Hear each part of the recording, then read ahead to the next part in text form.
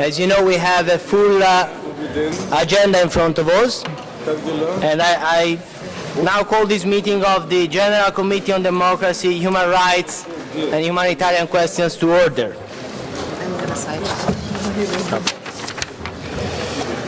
So, you have already seen the draft agenda, so I propose that we adopt the agenda if there are no objections.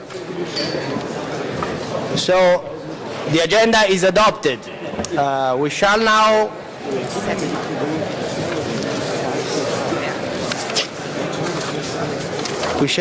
move to the agenda of the meeting.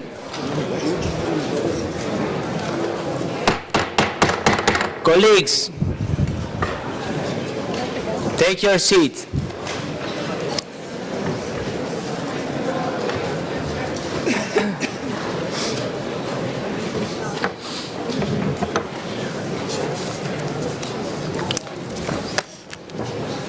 So good morning again, dear colleagues.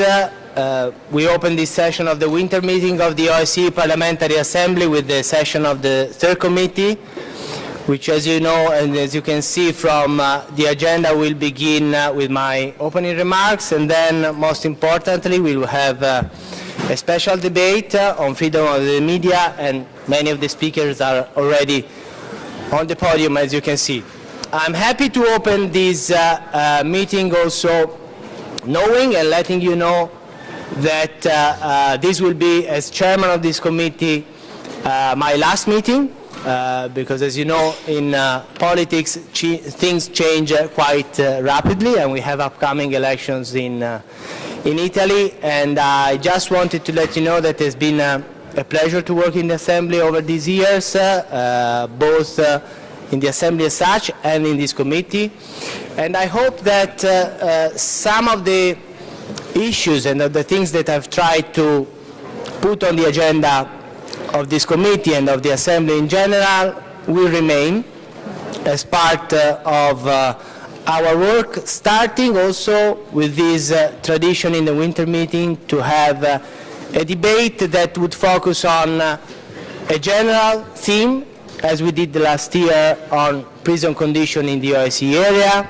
or this year, for example, on freedom of the media, knowing that these are issues that are important and very relevant for all the OSCE member countries, and that we have also the possibility and the duty as parliamentarians and as politicians in the Parliamentary Assembly to also hear from the people who are directly dealing with these issues in order to be able to make informed and important decisions in our deliberations. And the reason why I'm saying this is because this year's theme, the theme of freedom of expression and freedom of the media, has been always very important for the OSCE.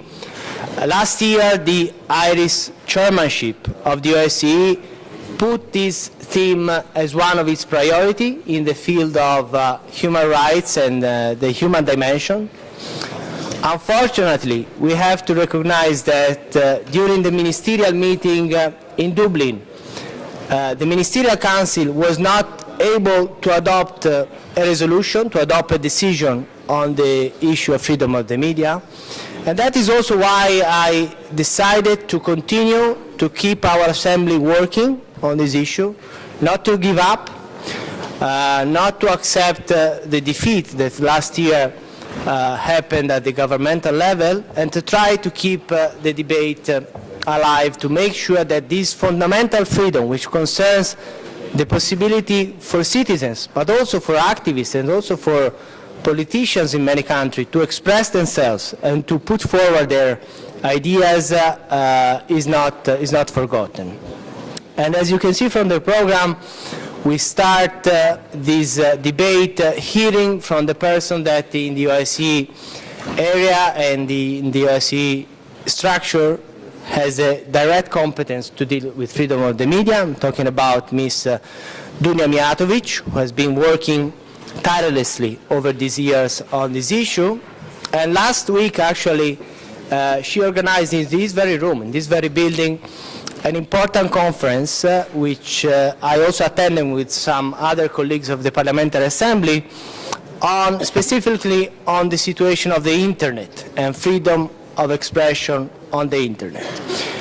So I think we can also, as Parliamentary Assembly, give our contribution to this debate, keeping in mind that after this informative and lively debate that I hope we will be able to have also on these occasions, there will be a time in which also our Assembly will have to express itself. And I hope that this will happen in the next annual Assembly in Istanbul in July. So this is for my part to introduce this debate on freedom of the media. And as I said, I'm happy to begin this session giving the floor to Dunja Mijatović, who is the OSCE representative for freedom of the media. You have the floor. Thank you very much, Chair. Thank you, Matteo. I'm honored to have the opportunity for the third time to address this distinguished forum. I'm also honored to sit in such a distinguished panel with so many colleagues from all over the OSCE region and to address the issues that are so present and so important in our days. And I thank the Parliamentary Assembly and the committee for inviting me to speak about the problems, about the successes, about all the issues that are very much related to the mandate of the Office of Representative on Freedom of the Media. As I said, this is the third time I join you for the annual winter session. There are many issues that I would like to raise with you concerning the work of my office, but I'm aware that the session's time is limited. There are many other speakers, so I will try to focus on matters that are great concern and importance for media and media freedom in the OSCE participating states. My mandate, as you know, stipulates that I should collect information from various trustworthy sources and address relevant authorities directly when media freedom is at stake, and this is happening on a daily basis. I therefore work with authorities in all your capitals, including with parliaments. Legislators in all 57 participating states are the primary source of rules governing the work of media and journalists on and offline. As the textbook says, legislation should be adopted in a transparent and democratic procedure where all stakeholders have the right to comment. Unfortunately, this is not happening everywhere. In some cases, it is not quite so, and we see the cases where repressive laws that damage our right to freedom of expression and free media are adopted through hasty procedures overnight without consulting the civil society and experts. This is precisely why I always aim to have meetings and consultations with members of parliament from the media freedom commitments, from media freedom committees during my visits to participating states. I thank those of you, and there are many of you present here, and all your colleagues with whom I have worked together to promote important reforms of the recent years. My mandate was adopted 15 years ago when the world was only entering the digital era. While the technologies we deal today have progressed enormously, the essential principles of media freedom remain the same. They are crystal clear. Those who work to collect, analyze, and disseminate information for large audiences and for the public interest. And this is also happening offline and online.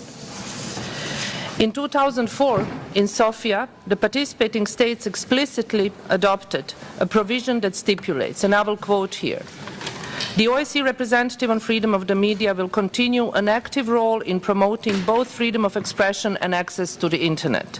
It is obvious that my duty is to safeguard free expression in all its forms, no matter what medium is used to disseminate it." Speaking of the ever-increasing ways and forms of online communication, let me share with you my satisfaction with the scope and the level of representation at the Internet 2013 conference that my office convened and Matteo already mentioned in his introductory speech. Just over 300 delegates who joined us from the majority of the participating states discussed the most typical matters related to online media regulation and freedom of expression online.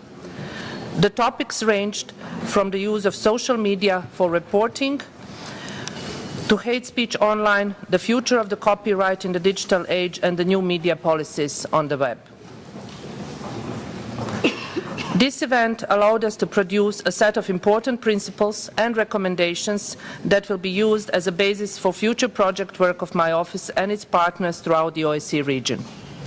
My office has also presented the two new publications, the Online Media Self-Regulation Guidebook and the Social Media Guidebook of 2013. Those publications contain the findings of the leading experts and policymakers. I invite you to collect copies of the books displayed outside of this room and refer to them in your work. I am glad that our activities receive support of the 2013 Ukrainian OSCE chairmanship, who set media freedom as one of its priorities. And this is for the third year. We have chairmanship of the OSCE putting media freedom as their priority, starting with the Lithuanian chairmanship in 2011, Irish in 2012, and this year Ukraine in 2013. A year ago, I shared with you the findings of my office comprehensive study on Internet regulation. They were confirmed by the speakers of last week's conference. The disturbing trend continues. The participating states still effectively limit access to and free use of the Internet by adopting complex rules and regulations, imposing extrajudiciary mechanisms against unwanted content, and threatening and harassing journalists and online activists. Governments justify these restrictions by the need to ensure public safety, morality, national security, and protection of others' legal rights, as in the case of copyright holders. I will repeat it again, and you heard this from me many times. Nobody questions, at least not my office, the legitimate right of any government to fight child abuse, terrorism, and copyright violations for commercial purposes. But one can't help but see that underneath it, all governments in power are simply trying to stop unwanted, critical, provocative voices that now have the ability to be heard across the nations and around the world because of the Internet. So this is what the governments are trying to do, and this is all happening with the OSCE family, while we still call ourselves the Club of Democracies. Bloggers, social media activists and journalists are put behind bars as we speak. I'm not talking about numbers here. I'm talking about real people. I already visited some of them in prison. Some have been in jail more than a single time. Why are they there? Charges are hooliganism, terrorism, drug dealing. If you scratch the laws, if you scratch the reasons behind it, they are sitting there because the fact that they were provocative, they criticized the powerful, they were trying to unveil the corruption in their societies, and many other things. I'm often told that I'm also meddling in internal affairs when I raise these issues. Let us remind ourselves of what the OSCE is all about. It is exactly the mechanism that internal affairs can be made the issue of the entire OSCE family. This is the strength of our organization, and it is one thing that distinguishes the OSCE from the international bodies. In this spirit, I exercise my mandate in order to remind all participating states that they should change the laws that restrict free speech. We live in a digital age, a time in which we can create truly democratic cultures with participation by all members of society, and in only a few years from now, this participation will virtually include most of world's citizens. I call on all governments and all of you as elected representatives of your peoples to think of the great opportunities for development that the digital era brings. By securing accessible and free online environment, we can ensure that our economies work better, future generations have more opportunities for learning, our cultures can be mutually enriched, and peace and prosperity promoted. There is no security without free media and free access of information. And there is no free expression and possibility to access information if we do not live in a secure society. Those two should come together and not fight each other. And these two terms are very important for the OSCE as the organization, because we are the Organization for Security and Cooperation. But we cannot talk about security and cooperation without free access to information and without possibility to freely express ourselves. The second issue I would like to raise with you briefly is the safety of journalists. This topic is relevant offline and online in the OSCE, but also beyond. Threats, intimidations, physical violence, including beatings and murder, are almost a weekly affair across the OSCE region. Again, we failed to achieve a year without a violent death of a journalist. In December 2012, we also had these cases. Even one death of a journalist in the entire OSCE region is too many. And think of how many other murders committed years ago still remain unsolved, and the masterminds of those horrid crimes are at large. There are some movements in a positive direction, and each of these movements my office is welcoming, but there is much more that all of us need to do, particularly the governments in the states where impunity is something that is very present. I wish I could report to you that the number of violent attacks against journalists has declined, but I cannot do this.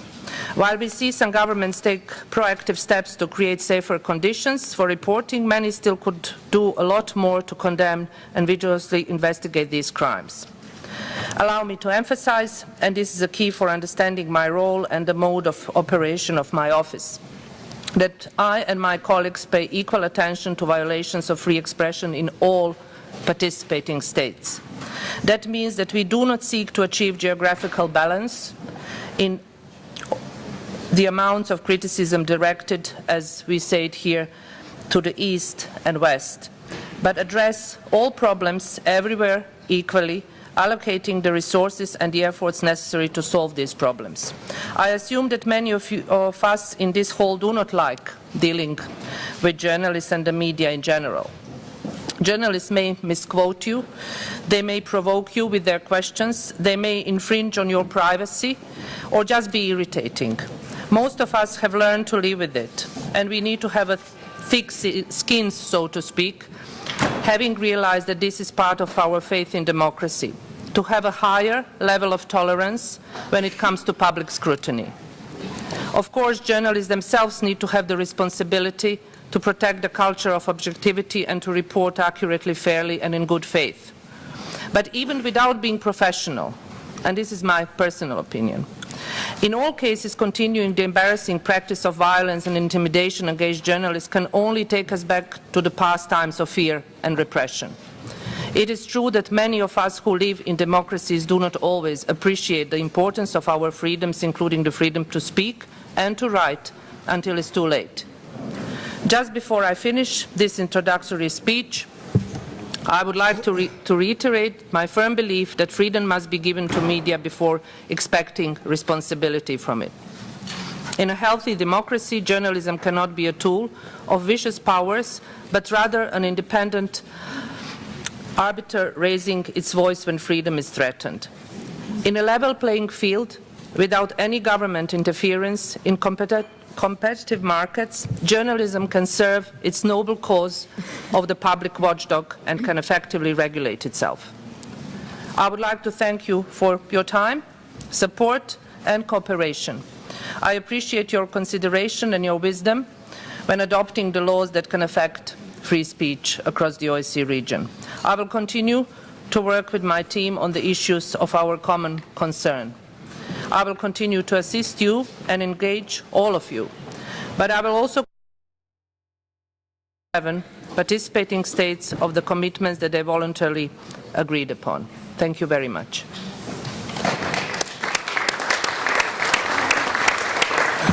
Thank you. Thank you very much, Dunia, for your introduction that I think clearly demonstrate the reason why we are having this debate in our session. The question of freedom of the media and freedom of expression is still unresolved in many countries, and there are different challenges for different countries, considering also that the development of institutions and of basic freedom for citizens is certainly not uniform in our region.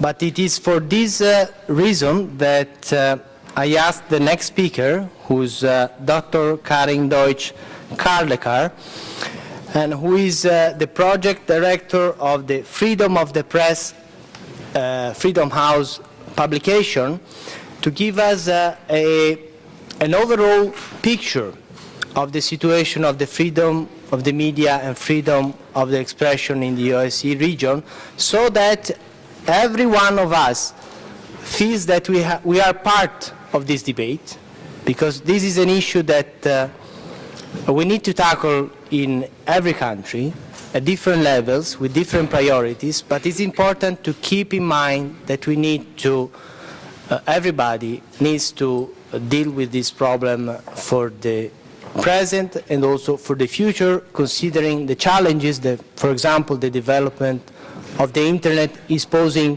to many countries, because we don't have in many cases regulations to deal with freedom of expression on the internet. So without further ado, I give the floor to Karin Deutsch-Karlekar of Freedom House. You have the floor, madam. Thank you very much, Matteo, and I'd like to thank the organizers for the invitation to speak today. I'd like to give a hopefully not too long presentation, just giving a brief overview of press freedom conditions and trends in the entire OSCE region.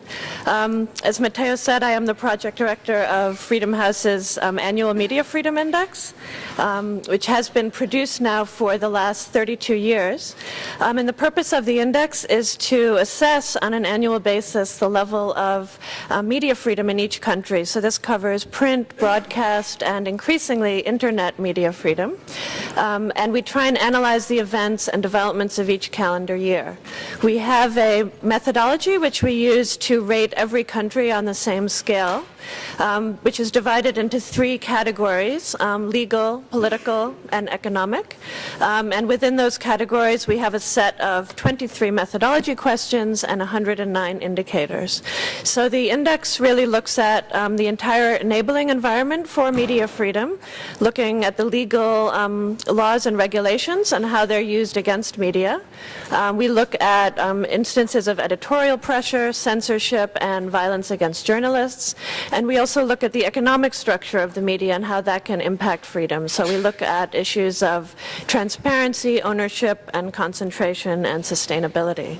On the basis of the methodology, we then rate countries on a score from 0 to 100, where 0 is the best and 100 is the worst. And on the basis of a numerical score, we then divide countries into our three categories of free, partly free, and not free. And it's on the basis of that that we every year produce a map of media freedom, which some of you may be familiar with. So this is a map highlighting the OSCE region. I hope people can see the different colors on the map. It's a little bit difficult.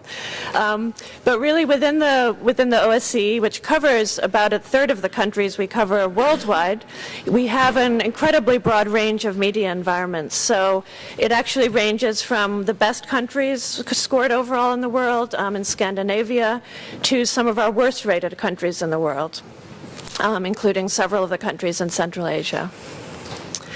If you look at the OSCE countries as a whole, you'll see that the vast majority of them are rated in the free category. So you have 60% rated free, 24% partly free, and 16% not free. However, this is an overall number, and that really reflects, you'll see if you look at Western Europe and the US and Canada, higher level of freedom, with 93% of the countries rated free. Whereas in Central and Eastern Europe and Eurasia, the numbers are quite divided evenly between the three categories. So there's definitely a regional divide, as many of you would be familiar with. Looking at average press freedom scores over the last 8 years or so, what we see is that again, there's a huge divide between Western Europe and CE and Eurasia, which actually ranks in terms of different regions in the world as the second worst region in terms of its average level of media freedom. So it is one of the areas of the world which is, I would say, in the worst category, and actually the scores have been declining over the last 8 to 10 years. So it's one of the regions where we've seen a gradual level of decline rather than even the same level or improvement. So that is also a concern to us, that the level of media freedom in parts of the OSCE tends to be going down rather than up. If you look at trends in the last 5 years, this is also, sorry, it's a little bit hard to see, but you can see there's a big list of countries, hopefully, that are actually shifting in a negative direction. And there's only a few positive movements. The biggest, actually, in the last 5 years is Moldova. And we also have improvements in Georgia and Serbia. But there's a very long list of countries headed by Hungary, which has shown significant declines in media freedom over this 5-year period. And this ranges from countries that are ranked in our free category and are democracies to countries which are more authoritarian but are also backsliding, such as Russia. So there's really an overwhelming trend of movements in a negative direction. And again, I'm sorry if it's hard to read on the graph, but if anyone's interested, we do have copies of the presentation that we could give you afterwards. Looking at a few selected case studies, I'd like to highlight, again, this trend that we've seen of concerns and backsliding in both good and bad environments. So, for example, and these are not exhaustive, but there's just a few examples that I wanted to highlight and pull out. In the United Kingdom, we've seen over the last few years increasing use of libel laws, as well as the use of so-called super injunctions and gagging orders to prevent coverage of certain stories or issues. There has been a trend very recently in the UK to reform the libel laws, and we see this as very encouraging, but it is one of the main sort of restrictions on media freedom in what is otherwise a very freewheeling environment. Also recently in the UK, in the last year and a half or so, there's been the increased focus on the issue of media ethics and regulation, which culminated late last year with the Leveson inquiry, looking at the possibility of introducing statutory regulation for the media. And we see this also as a worrying trend. Freedom House and a number of other press freedom organizations really try to promote the use of self-regulation by the media as a preferred form of regulation. Another country we've been concerned about for quite some time is Italy, which is actually the only country in Western Europe we rate in our partly free category. And this is mostly due to the issue of the significant concentration of media ownership and influence. This came about because of the influence, one could say, of former Prime Minister Berlusconi, who's a significant media owner and also served as Prime Minister. But even after he stepped down from his post, he still controls a significant proportion of the broadcast media in Italy. Italy is also one of the countries in Western Europe that still has criminal libel laws, which are used against journalists. There was a journalist jailed last year under these laws. Looking at another democracy, Hungary had what I would say is an unprecedented decline in media freedom over the last few years. In our scale of 1 to 100, it declined by 13 points, and we moved it into our partly free category last year. This was mostly due to the introduction of new media laws, which proposed licensing for print and online media, and introduced broad restrictions on content, and introduced fines for unbalanced reporting. There was also a new regulatory body and structure brought in, which increased political control and influence over the public media. So Hungary is definitely another country of concern to us that is in our better performing category. In the partly free category, I'd like to highlight Turkey. Turkey really stands out as a democratic country which has real problems with media freedom. There's been the use of restrictive laws, including provisions of the Penal Code and anti-terrorism legislation. Turkey currently has the highest number of imprisoned journalists in the world, connected mostly to trials connected to the deep state trials and Kurdish militant groups. There's been increased self-censorship by journalists as a result of these pressures, and Turkey also has been very active in the realm of internet censorship. Turning to countries which are, I would say, much more authoritarian and have much more limited press freedom, I'll highlight the case of Russia, where typically of countries in this category, you have very high level of state control over the broadcast media, particularly over television, which is the dominant form of information for most people. We also have a subservient judiciary and the use of laws to punish journalists. There's a very high level of impunity for the harassment and murder of journalists. And there have been moves to increase official control over the internet, which is relatively free in Russia. I'd also like to highlight the case of Azerbaijan, where similarly the media landscape is dominated by the state. Most broadcast media are under official control. There's a high level of legal and physical harassment of journalists, including many imprisonments and physical attacks. And there's also similarly an increasing focus on controlling the internet and imprisoning bloggers particularly. In terms of countries with extremely limited press freedom, I'd like to highlight that in our, what we call our worst of the worst category, 3 of the bottom 10 countries worldwide are in the OSCE region. So this is a fairly high proportion. These countries are Belarus, where you have draconian media laws, the intimidation of foreign and local journalists, monopoly on the broadcast media by the state. Uzbekistan, where similarly all local media are controlled by the state.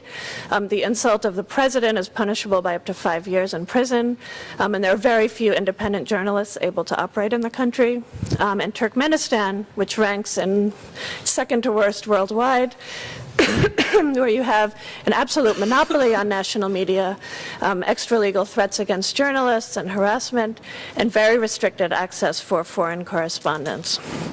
So these 3 countries are obviously of very particular concern to us, and we'll be hearing from some representatives from those countries later today. I'd like to highlight with some conclusions and recommendations. What we'd like to highlight is that there is a need for vigilance in established democracies. What we've seen in the last 5 years, and this is actually a global trend not limited to the OSCE region, we've seen backsliding in democracies on media freedom, and this highlights the point that freedom of the press remains a concern and cannot be taken for granted. Additionally, the economic crisis over the last few years has posed new challenges and threatens print media diversity and sustainability in a number of countries, including the US and Western Europe. We've also seen this challenge in the Baltic states, and recently in terms of Greece in particular, there's been a backsliding in press freedom, which is, I think, connected to the political challenges and economic challenges in Greece. What we also see is that methods of controlling media freedom are continuously changing. So instead of overt censorship, we see more subtle methods by authoritarian and semi-democratic governments, including attempts to try and influence and drive media content rather than purely trying to censor. We've also seen the increasing misuse of licensing and regulatory frameworks in terms of denial of licenses for broadcast media and trying to introduce new restrictions and licensing regimens, as in the case of Hungary. We've also seen moves by a number of governments to try and control new media and internet content. And this is, I think, not limited to more authoritarian governments, but which is a problem even in more open environments. And I'd also like to highlight, as well as the internet, because many more people are accessing information through mobile phones, the area of telecommunications and regulations in that sphere is also becoming increasingly important. In terms of recommendations, I would highlight really the need for reform of laws in established democracies, including many in Western Europe, as well as the US. I'd like to highlight here decriminalization of libel and defamation, which still remains criminalized in a number of environments. And even if these laws are used rarely or not at all, they can produce a chilling effect, and it really sets a bad example when you're trying to push for reforms and encourage positive reform in other countries. I'd also like to highlight the encouragement of self-regulation as a best practice, particularly for the print media, and the worry about trying to extend these types of rules to internet-based content as well. And thirdly, I'd like to highlight the removal of licensing and restrictions on print and internet media. These do remain in place in a number of countries and can affect the ability of freelance journalists and others to be able to practice their profession fully. In terms of some of the more authoritarian governments, I would advocate for increased pressure on governments that restrict media freedom. This can include diplomatic pressure, the issue of aid conditionality. Here I'd like to highlight the example of the Millennium Challenge account in the United States, where foreign aid is made conditional on respect for human rights, democracy, and media freedom. This past year, the MCA introduced a Freedom of Information indicator, actually based on the Freedom House ratings, which explicitly rewards governments and punishes governments who may not be protecting media freedom, and would tie foreign aid packages to respect for media freedom and also for human rights more generally. So it's an interesting concept that I think could be applied more widely, particularly by the EU and other donor governments. Thirdly, I'd like to highlight support for independent media and journalists in countries where there are restrictions on media freedom. This can take the form of supporting organizations directly and also providing journalists from those countries with areas to express their voice and expose conditions within the country at forums such as these. And finally, very importantly, and I think this was fantastic that Dunya had this event last week on internet freedom, this is really the area where restrictions are sort of in play and are potentially going to increase.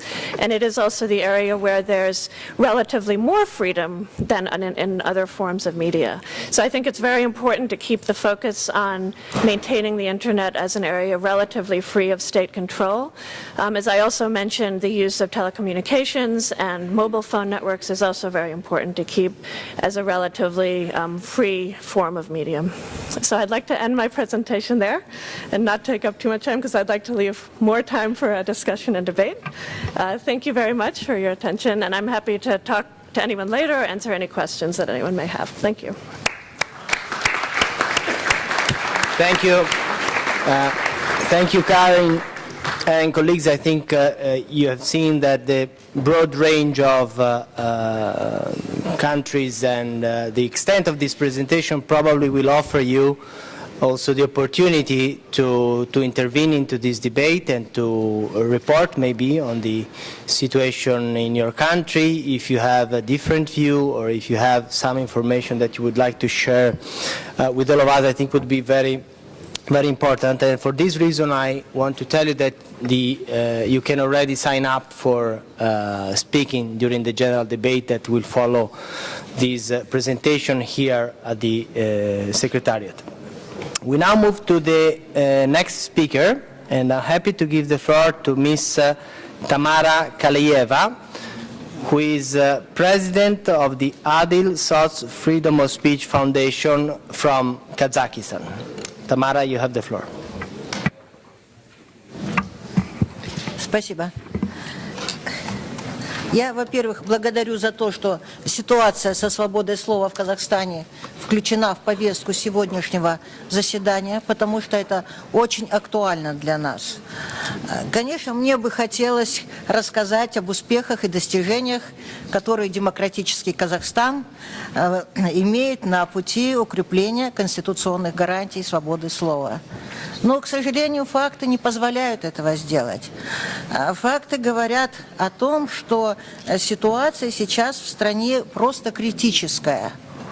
В конце прошлого года мы лишились практически всех оппозиционных средств массовой информации, газетных, телевизионных и интернет-ресурсов. Судебные процессы над этими изданиями проходили с полным нарушением не только закона, но и просто здравого смысла. 8 различных газет и 23 интернет-ресурса, которые принадлежат различным собственникам, различным юридическим лицам по требованию прокурора, были признаны единым средством массовой информации. И во время судебных процессов адвокат, например, спрашивал судью, кому предъявлен иск. Судья или прокурор отвечали, иск предъявлен газете. Адвокат отвечал, газета – это бумага, на которой напечатан текст. Вы предъявляете иск этой бумаге? Тут ответа не было. Тем не менее, судебные процессы шли дальше, и эти все издания у нас были закрыты, интернет-ресурсы заблокированы, сигналы спутникового телеканала К+, тоже заблокирован. Все это делалось по обвинению в том, что эти издания занимались разжиганием социальной розни. Но сами редакции, сотрудники, журналисты, собственники не были допущены к проведению экспертиз этих публикаций. Их просто поставили в известность, что кто-то провел эти экспертизы, вот было такое заключение, и их закрыли.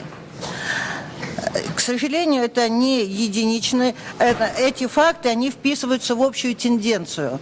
После событий в Западном Казахстане, где забастовка нефтяников закончилась вооруженным подавлением этих выступлений, наша власть панически боится, это мой взгляд, моя точка зрения, естественно, только, панически боится любых протестных движений и всячески пытается их предотвратить.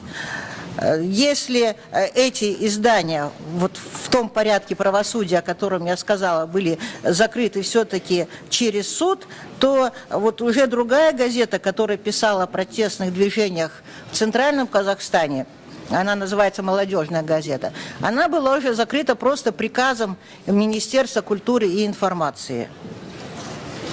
Это событие 2012 года, которое наслаивается на многолетнюю практику уголовного преследования, гражданского преследования, разорения изданий, банкротства изданий, разорения журналистов, преследования различного рода, запугивания, нападений. Мы подготовили статистику, она там, видимо, распространена, должна быть распространена, там все эти факты перечислены.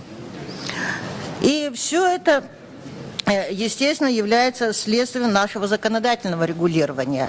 То, о чем сегодня говорила госпожа Миятович, о декриминализации клеветы, для Казахстана сейчас снова чрезвычайно актуально. Разрабатывается новый уголовный кодекс. И там сохраняется уголовная ответственность за клевету и оскорбление. Причем эта ситуация у нас идет много лет подряд. Каждый раз идет предложение декриминализировать клевету, оскорбление. Предложение вроде бы поддерживает Генеральная прокуратура, не кто-то со стороны. Главный разработчик этого проекта, она пытается эти статьи убрать из Уголовного кодекса. Не получается. В последнем проекте они сохранили уголовную ответственность, но сделали наказание, можно сказать, символическим. И даже это не получилось. В январе нынешнего года опубликован новый проект. Там наказание 3 года лишения свободы сохраняется, ответственность увеличивается, повышенная ответственность за умаление репутации должностных лиц сохраняется в полном объеме, сохраняется в полном объеме и усиливается уголовная ответственность за нарушение неприкосновенности частной жизни. 5 лет лишения свободы. Это у нас было, это у нас собираются все оставить. И ситуация очень интересная, потому что за декриминализацию клеветы выступает не только Генеральная прокуратура, не только гражданское общество, естественно, выступает Министерство иностранных дел, выступает Министерство информации. В конце концов, Казахстан принял рекомендации Совета ООН по правам человека декриминализировать клевету. Это в порядке универсального периодического отчета. То есть взял на себя международные обязательства. Вот у нас, конечно, возникает периодический вопрос, что же это за неизвестный фактор, который может противодействовать, нейтрализовать и международные обязательства страны, и позицию государственных органов, уполномоченных реформировать наше законодательство. То есть, как только этот проект начинает идти по кругам правительственных кабинетов где-то все поворачивается вспять. И здесь, конечно, очень важна позиция нашего парламента. Я очень рада, что здесь, как член парламентской ассамблеи, присутствует председатель нашего комитета по законодательству и правовой реформе Нижней палаты парламента, госпожа Бычкова, и другие наши депутаты. Есть у нас еще шанс,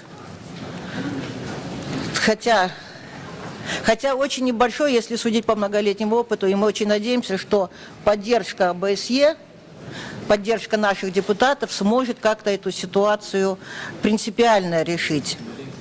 Потому что помимо этих моментов, я могу ответить, если будут какие-то дополнительные вопросы, по той же уголовной ответственности, за разжигание социальной розни, по гражданской ответственности. У нас принят новый закон о национальной безопасности, там ужесточающие нормы. Закон о терроризме, тоже ужесточающие и очень произвольные нормы, которые могут обвинить вот в этом тяжком преступлении любого диссидента, которые оппонируют власти. То есть сама законодательная тенденция, она не способствует укреплению свободы слова, но поскольку именно сейчас актуальна работа по реформированию этого законодательства, то я очень надеюсь, что поддержка офиса госпожи Миятович, поддержка парламентской ассамблеи как-то помогут решить этот вопрос правильно. Спасибо.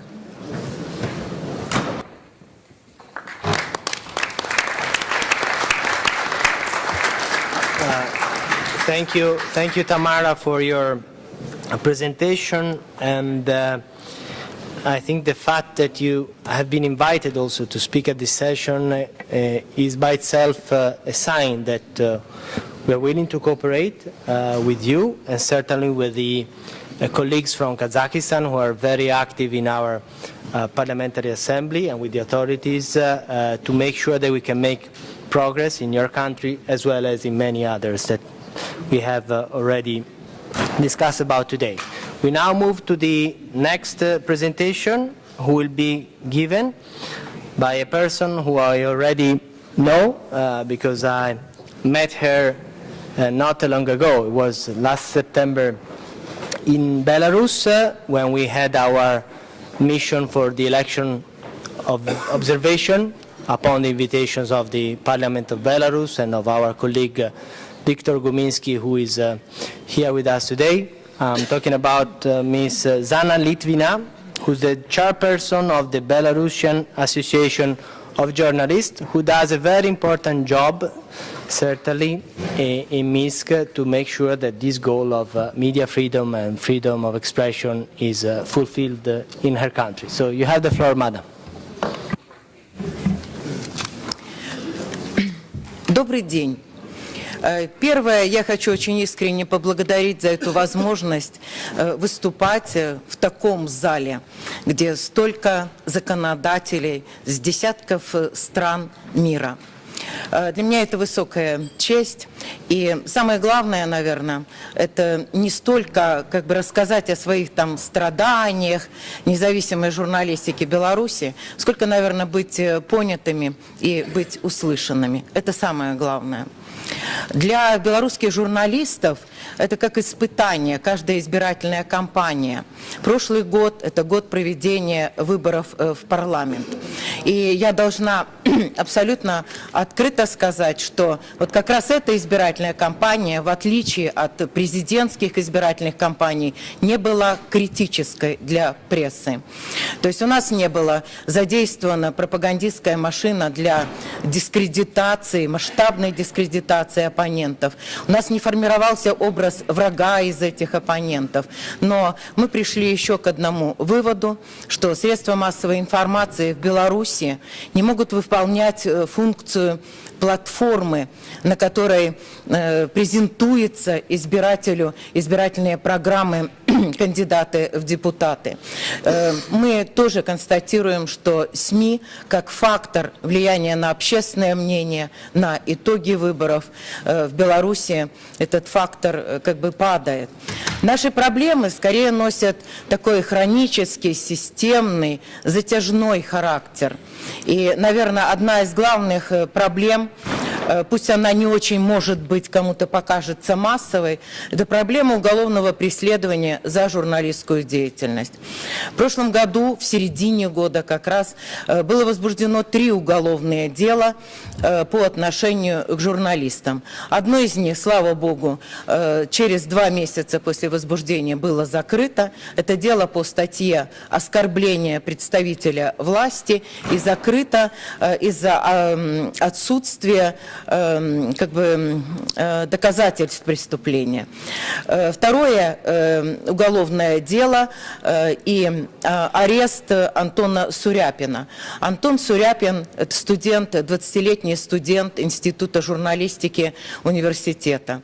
Он первым выложил в интернете на своем сайте фотографии игрушечных мишек, которые были сброшены в июле месяца с шведского самолета, маломоторного самолета, который пересек незаконно литовско-белорусскую границу.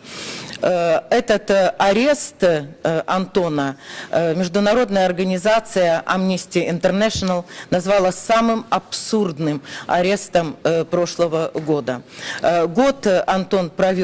Месяц, я прошу прощения, Антон провел в следственном изоляторе КГБ, затем был отпущен, ему объявлено обвинение, он обвиняется в способствовании незаконному пересечению границы.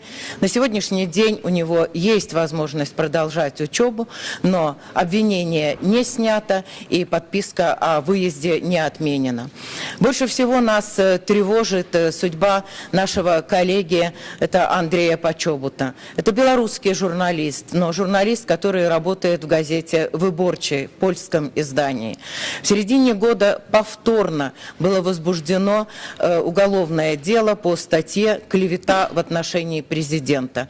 Повторно это означает, что если будет вынесено еще одно судебное решение, то не будет другой меры наказания, как тюремное заключение, причем как минимум оно может быть 5 лет. Сегодня идет лингвистическая экспертиза его материалов, и временно следствие приостановлено. Но по-прежнему обвинение не снято, и мы с тревогой ожидаем развития этой проблемы и этого дела. Вторая проблема после уголовного преследования я бы назвала доступ к информации. Сегодня и из уст госпожи Миятович эта проблема звучала, она, наверное, давно уже вышла за рамки одной страны. Она сегодня носит международный характер. В Беларуси есть свои особенности. У нас запрещена деятельность без аккредитации журналистов, которые работают на зарубежные СМИ. У нас фрилансеры вне закона. У нас регулируется проблема доступа к информации законом о госслужбе, где абсолютно однозначно прописано, что рядовому госслужащему запрещено давать информацию журналистам. Давать информацию могут только люди, у которых специальная должность, это заместитель руководителя по связям с общественностью. Регулируется доступ к информации и указом президента номер 68, он подписан 2 года назад, о госсекретах. 58 государственных учреждений, ведомств, комитетов имеют право наделять свою информацию о своей деятельности статусом секретности. Одна из проблем – это опять задержание журналистов во время уличных акций, во время других каких-то общественно значимых событий. Только в прошлом году было задержано около 60 журналисты, распространители негосударственной прессы, администраторы социальных сетей. Диалог с Министерством внутренних дел у нас не получается. Наши обращения ввести формы идентификации идентификации журналистов, потому что ссылка, как правило, идет на то, что трудно определить, это журналист или это участник акции. Все наши попытки сесть за один круглый стол, к сожалению, увенчались просто, ничем не увенчались, так будет, наверное, правильно. Неравные экономические условия, это опять та проблема, с которой сталкиваются негосударственные СМИ. Я приведу в качестве аргумента только одну цифру. Она открытая, она как бы в широком доступе. Из государственного бюджета на поддержку государственных СМИ в этом году, не глядя на все экономические проблемы, с которыми сталкивается страна, выделено около 60 миллионов евро. Это в эквиваленте с белорусской валюты. Почему мы испытываем давление? По-видимому, здесь можно опять же долго, наверное, на эту тему говорить, но самое главное – это нежелание потерять контроль над общественным сознанием. Наверное, это самое главное. И еще, ожидание демократических реформ в Беларуси затянулось. Рассчитывать сегодня на быстрое разрешение проблем, связанных со свободой слова, со свободой выражения, нам не приходится. Власть сегодня не в состоянии отказаться от монополии на информационное пространство, не в состоянии снять пропагандистскую функцию с средств массовой информации и не в состоянии отказаться от восприятия СМИ как части управленческого механизма. Избран новый состав парламента. В этом зале есть тоже представители белорусского парламента. Я хочу, опять же, поделиться тем опытом, который мы приобрели, не очень хорошим, наверное, опытом. Месяц назад к вновь сформированной комиссии по правам человека, национальным отношениям и средствам массовой информации наша организация обратилась с предложением. То есть мы подготовили документ из 15 пунктов, где нам представляется необходимые изменения закона о СМИ. В нашем обращении было 3 момента. Первое – это провести слушание в рамках комиссии. Второе – рассмотреть наши предложения. И третье – провести обсуждение, публичное обсуждение законодательства и практики применения закона. К сожалению, буквально 2 дня назад мы получили очень уважительный ответ, но суть этого ответа свелась к одному. После детальнейшего изучения, обсуждения с Министерством информации, такого рода корректировки законодательства считаем нецелесообразными. Закон функционирует стабильно, каких-то существенных недостатков в правовом регулировании нет. Мне очень досадно, и такого рода ссылка на исполнительный орган, на Государственное министерство информации, у нас государственный орган контроля и регулирования в области СМИ, управления, вот, и такая ссылка на исполнительный орган приводит, наверное, заставляет прийти к выводу, что нет возможности у наших законодателей принять самостоятельное решение, даже такое безобидное, как проведение слушаний в рамках самой комиссии. Сегодня в Беларуси, конечно же, я думаю, и от политической воли, от позиции парламента белорусского сегодня зависит и выполнение международных обязательств, которые Беларусь брала и перед ОБСЕ, и перед другими европейскими институтами. И, по-видимому, восстановление статуса специально приглашенной в Парламентской ассамблее Совета Европы. И, по-видимому, присоединение, опять же, к парламентскому сообществу в рамках программы «Восточное партнерство Евронест». Совсем недавно, на прошлой неделе, заместитель начальника оперативно-аналитического центра при президенте, господин Ряболов, высказался здесь, в Вене, на конференции по интернету, что Беларусь идет путем реформ в сторону либерализации. Мне кажется, вот эти слова чиновника наполнятся истинным смыслом, наверное, только в том случае, когда будет сделан первый шаг в Беларуси белорусскими властями. Это прекращение уголовных дел против журналистов, снятие судимости с тех моих коллег, которые пострадали после парламентских выборов, после президентских выборов 2010 года. Это второе, это если не отмена, то во всяком случае мораторий на те дискриминационные статьи Уголовного кодекса, которые предусматривают наказание уголовное за дефамацию. Это введение в стране заявительного принципа аккредитации. Ну и четвертое, это прекращение практики задержания журналистов и вмешательств. Но еще самое-самое, наверное, главное, мы можем только надеяться и рассчитывать на то, что сегодня официальный Минск при подготовке, при обсуждении, наверное, шагов по демократизации учтет тот богатый экспертный опыт, который есть у офиса ОБСЕ по свободе слова, что официальный Минск прислушается к тем рекомендациям, которые будут выработаны спецдокладчиком по Беларуси Совета ООН по правам человека господина Харашти. Наверное, вот это будет самым главным шагом на пути действительно каких-то демократических преобразований в Беларуси. Свобода слова, свобода выражения – это те условия, которые, по-видимому, при выполнении которых страна может рассчитывать на демократическое будущее. Спасибо.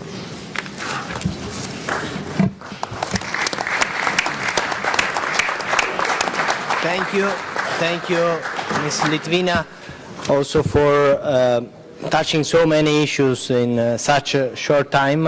I know it was challenging, but I think you were able to present your case in a very comprehensive way, and I'm sure that also will give the opportunity to some other colleagues, including our colleagues from the delegation from Belarus, to reply and to intervene in this debate, which is actually what we are about, cooperation and debate about common commitments in the OSCE area. We now move to the next speaker, who is Mr. Andrei Kolesnikov, and he is the deputy editor and a columnist for the newspaper Novaya Gazeta in the Russian Federation. You have the floor, sir.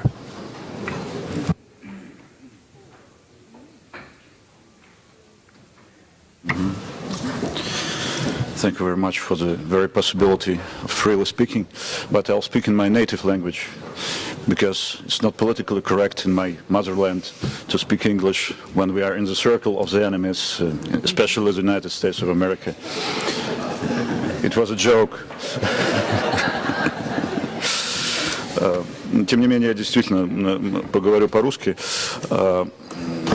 Почему моя презентация называется «The Tipping Point», то есть «поворотный пункт», это термин американского журналиста Малькольма Глоудела, потому что я действительно считаю, что сейчас в медийной ситуации в России наступил поворотный момент.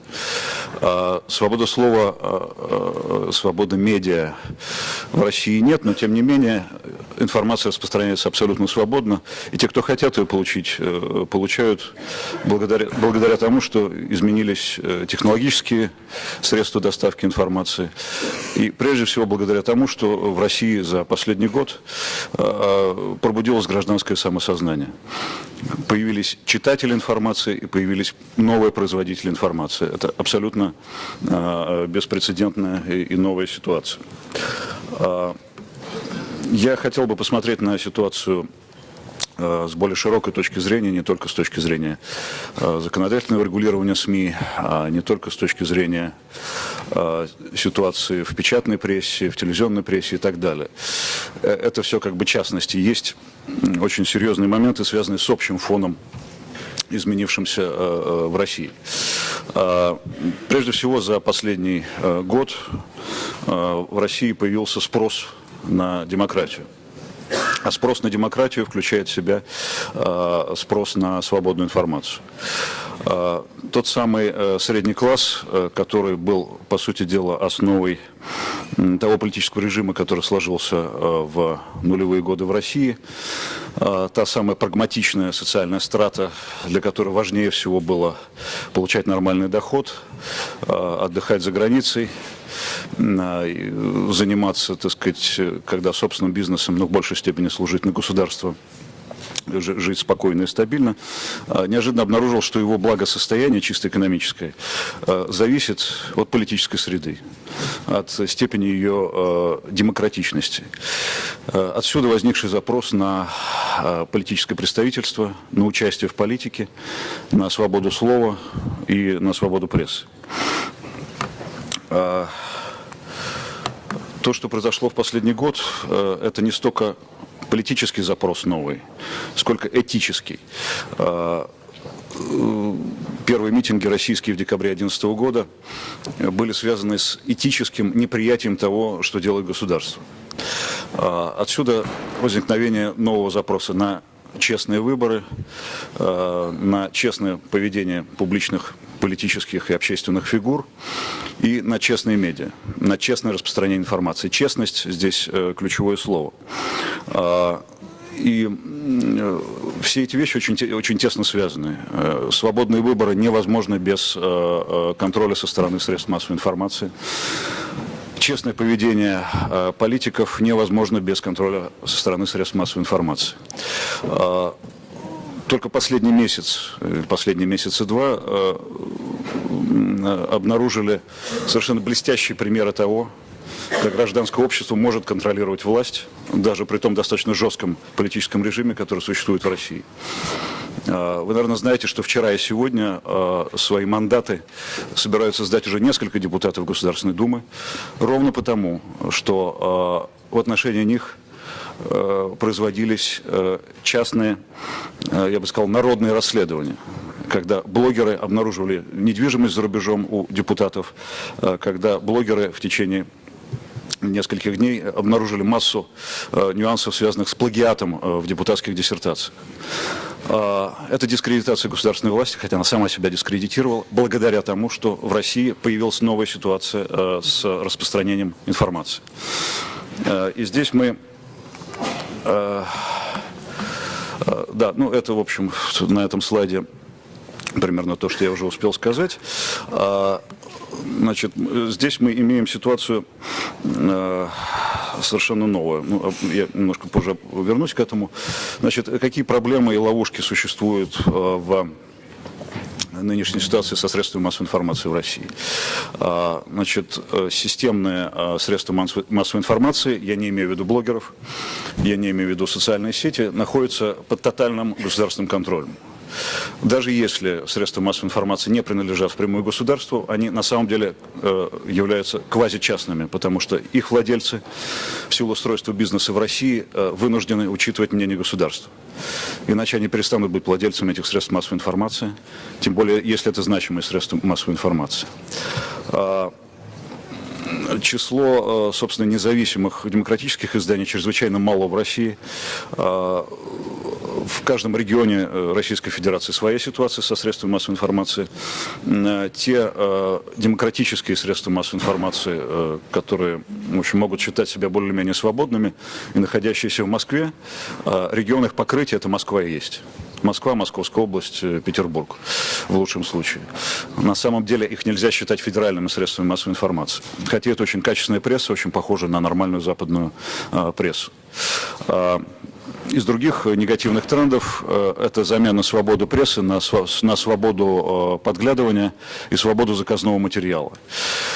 Тех материалов, которые заказываются властью, которые заказываются государством, даже не всегда на возмездной финансовой основе. Я не знаю, знакома ли, так сказать, западная пресса с подобной практикой, но такая практика весьма распространена в странах бывшего Советского Союза и в России в том числе.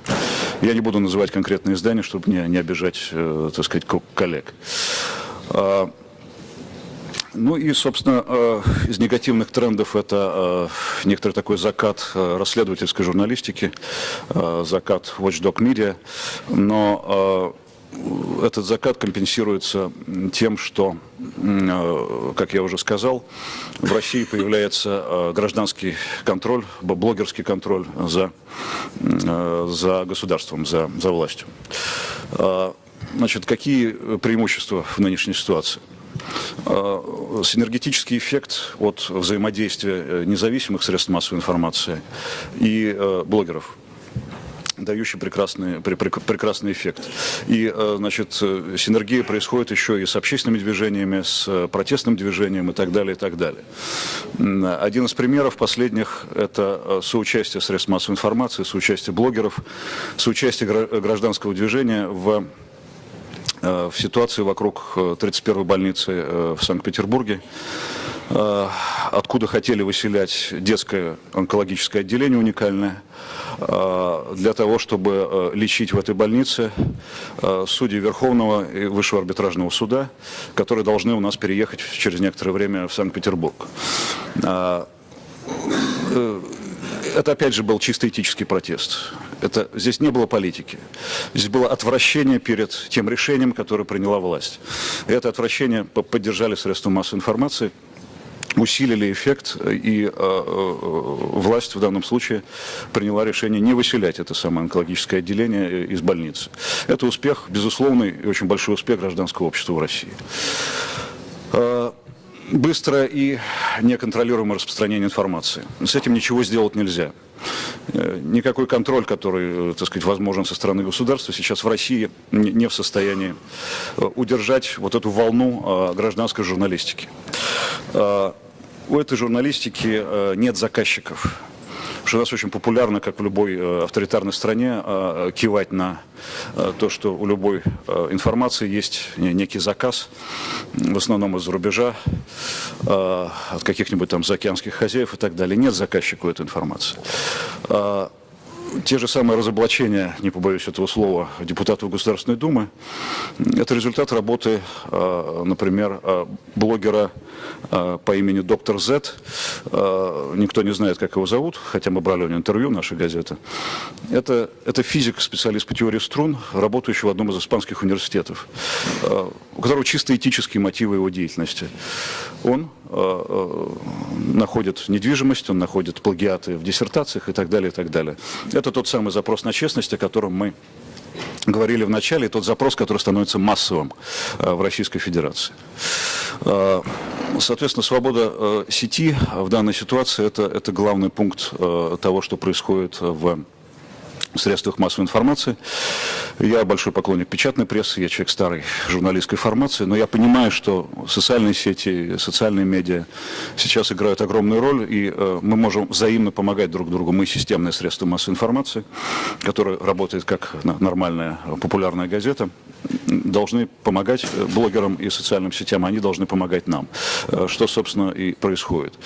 Должен сказать, что мы испытываем большую волну человеческой привязанности к нашей газете, и вот то, что я назвал Democratic Media's Credibility, мы испытываем в полной мере. И у нас, согласно Гэллопу, очень качественная аудитория. Значит, какие выводы можно сделать из всего сказанного? В России существуют серьезнейшие проблемы со свободой прессы. Главные проблемы – это зависимость прессы от государства. Про телевидение я даже не хочу говорить, потому что 80% населения смотрит телевизор по-прежнему, по социологическим опросам. Телевидение у нас полностью государственное, полностью ориентированное на государственную пропаганду. Это банальные вещи, но это так. Вторая проблема чисто экономического свойства. В нашей стране мы испытываем некоторые проблемы, допустим, с разрешением на получение рекламы. Рекламодатели не идут в Новую газету, несмотря на качественную аудиторию, потому что есть негласный запрет размещать рекламу у нас. Но дело не только в этом. В России, с учетом размера страны, падения интереса к чтению, газеты общего интереса или просто медиа общего интереса объективно испытывают проблемы экономические. Еще одна проблема – это бесконечный инфотейнмент и оглупление населения тем самым, и манипуляция мозгами со стороны, прежде всего, государственного телевидения, которое имеет широчайший охват. Тем не менее, этот поворотный пункт в развитии средств массовой информации в России, он существует, и сейчас в этом поворотном моменте сошлось несколько сил. свобода сети против государственных медиа, свобода независимых СМИ против давления государства. Эти же процессы совпадают с политическими процессами, это противостояние продвинутых слоев населения в России с теми людьми, которые составляют социальную базу нынешнего политического режима. На самом деле это искусственное столкновение, которое провоцируется государством и государственными средствами массовой информации, но по факту так оно и происходит. Соответственно, мы стоим в начале того пути, который неизбежным образом приведет к тому, что свобода прессы в России будет, благодаря тому, что качественным образом изменилась ситуация в средствах доставки информации, но главное, что качественным образом изменилась ситуация в гражданском самосознании населения России. Спасибо.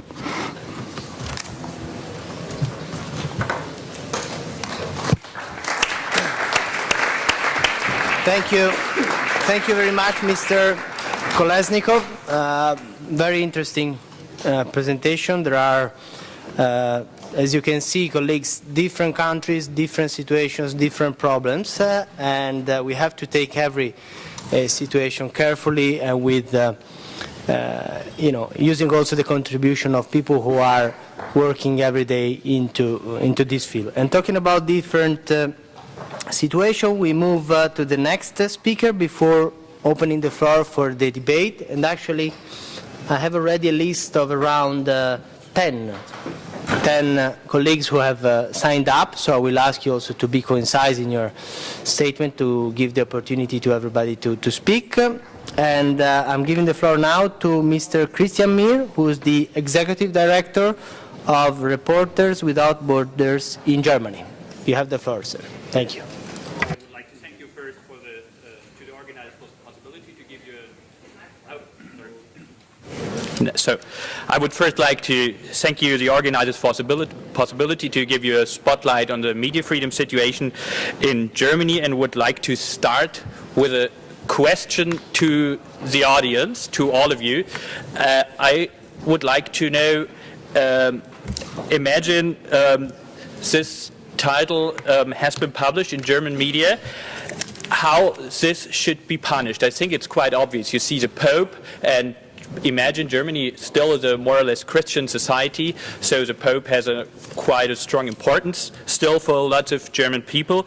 And what is your opinion how this should be punished and how this would be punished in Germany? So it's offending clearly Christian beliefs, so religious feelings. So what do you think? Just an idea, and probably with the exception of the German delegates.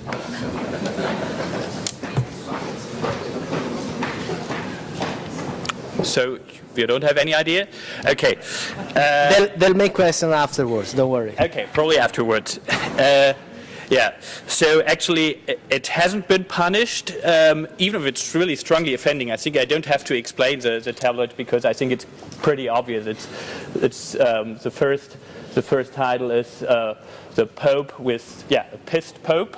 And the second thing is really, it's putting the Pope into coincidence with the child abuse scandal. And just to give you two other examples, in Germany, it has been allowed, and those are legal decisions, it has been allowed, it has been legal, it was a court decision that a former interior minister has been, in a commentary, has been declared, you're a piece of federal shit. That is legal regarding taking into account freedom of speech and freedom of the press in Germany. And just a third example to give you an idea,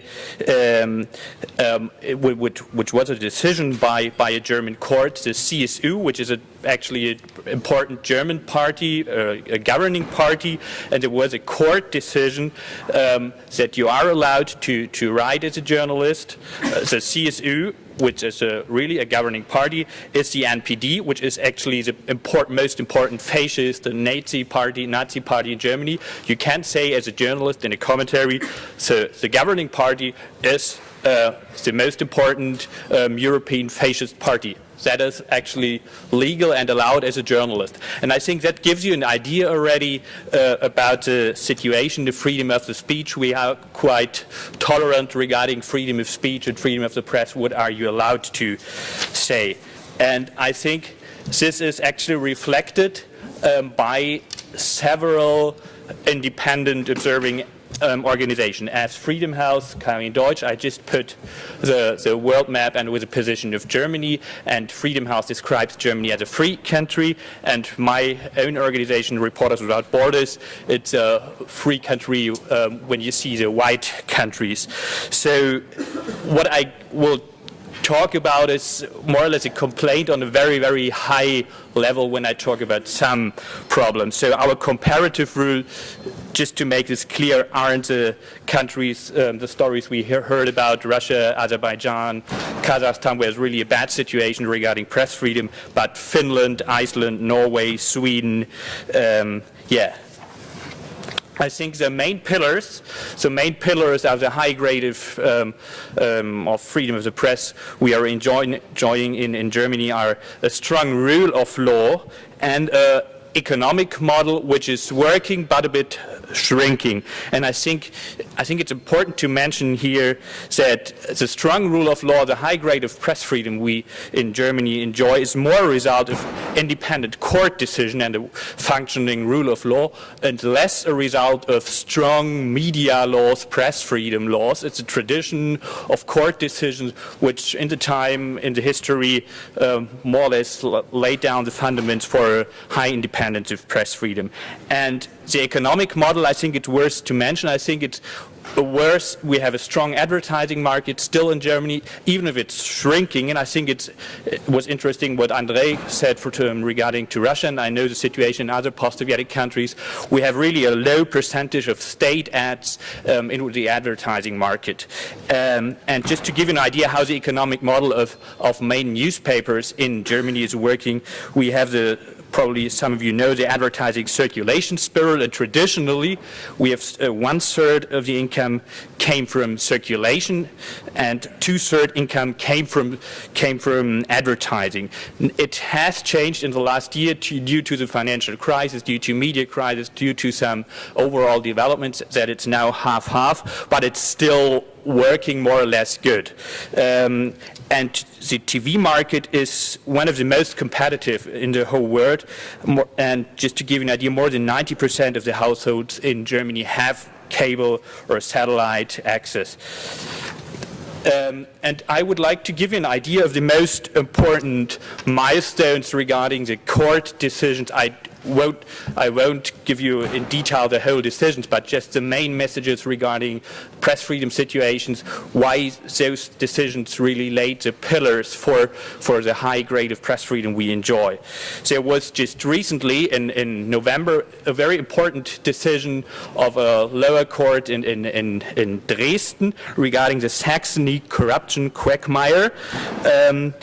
And I think the most important message regarding press freedom in Germany is that there is no penal law in Germany could not be used against journalists if they cover possible corruption affairs, because there were some journalists covering corruption affairs, so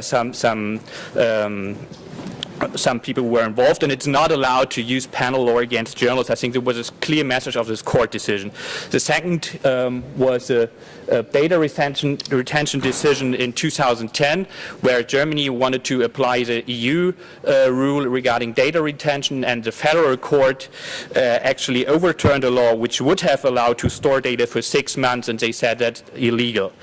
Another important decision by the federal court was a so-called Trojan horse decision in 2008. The federal government wanted to introduce a surveillance software in Germany, but the federal court finally said no.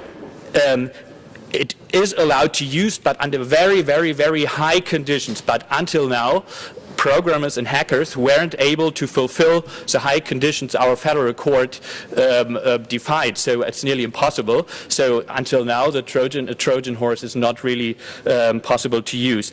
And I think it's worth to mention 2 other decisions: the Cicero and Spiegel decisions. Cicero and Spiegel are important magazines in Germany, and I think that's quite important to because they are very similar, those decisions. if a state secret gets handed to a journalist and it gets published, who's to blame? That was the main question in those two court decisions. And the main message by the Federal Constitutional Court was that journalist sources have to protect it against house search and confiscation, because, and I think it was important if the Federal Constitutional Court says this, it's nearly impossible. And a last milestone is, I think it's worth to mention, it was the Germany TV decision in 1961, where the former government of Adenauer wanted to introduce really a state TV, not a public service broadcasting. I think it's a really important difference. And the Federal Constitutional Court said, no, you aren't allowed to do this. And so this really strengthened, even if we have some weak points in the public service broadcasting, but in fact it strengthened really public service broadcasting, because pure state TV isn't not allowed by constitutional court decisions. And one problem, just to talk about, one problem is or the challenge is a decreasing media pluralism in the print media sector, which is actually due to some general overall trends where are lots of symposium and conferences. So I don't want to talk about changing media landscapes. So as it's in Germany, really a complaint on a high level. We always still have almost more than 330 daily and more newspapers and more than 20 weekly newspapers, and among those are 8 national ones. But I think it's important to mention that the regional and the local newspapers regarding freedom of information are much more important, even for political information, for national information, than in the US, as far as I know, or in other countries. And in 2002, just to give you an idea, we had 385 dailies, and now we have 330 dailies. So we still have a diversity, but it's a decreasing diversity, and so we have less diversity of views.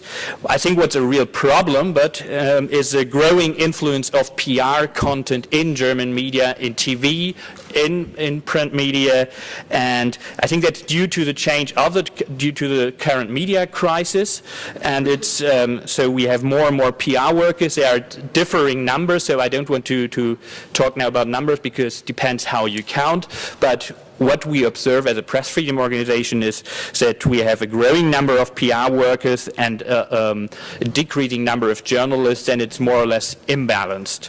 And I've just put a picture of the Financial Times. It was the last edition of the final edition of the Financial Times Germany, which was shut down in December.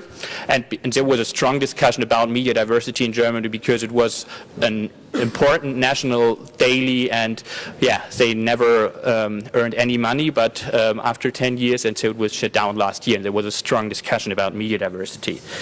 And to come to the end, the first challenge is the media diversity, and the second most important challenge in Germany regarding press freedom is, from my perspective and from our perspective, the access to information situation. I would say in Germany we have one of the weakest freedom and access to information laws in the OSCE region, but from a journalist's perspective, it's a bit different, because we have in Germany very unique privileges for journalists regarding access to information. We have in some local laws where it is said in all those laws in our 16 so-called Bundesländer that state authorities are obliged to hand over information to journalists, and so just from a journalist's perspective, it doesn't matter so much that we have such a weak freedom of information law. From a human rights perspective, of course, it matters that we have such a weak freedom of information law, as freedom of information is a human right. But I think this is one challenge and one problem when we talk about the challenges we face in Germany regarding freedom of situation. And I thank you for your attention. So, thank you very much, Mr. Mir. We can now open our special debate, and we have already, I think, 13 speakers, so we have allotted some time for this debate, I think around 45 minutes, so we shall be able to have a thorough discussion among ourselves. I would like to ask you to stay with your interventions between 2 and 3 minutes. I'll try to remind you about that to allow everybody to speak. So we start with Canada. My dear friend Heidi Fry, you have the floor.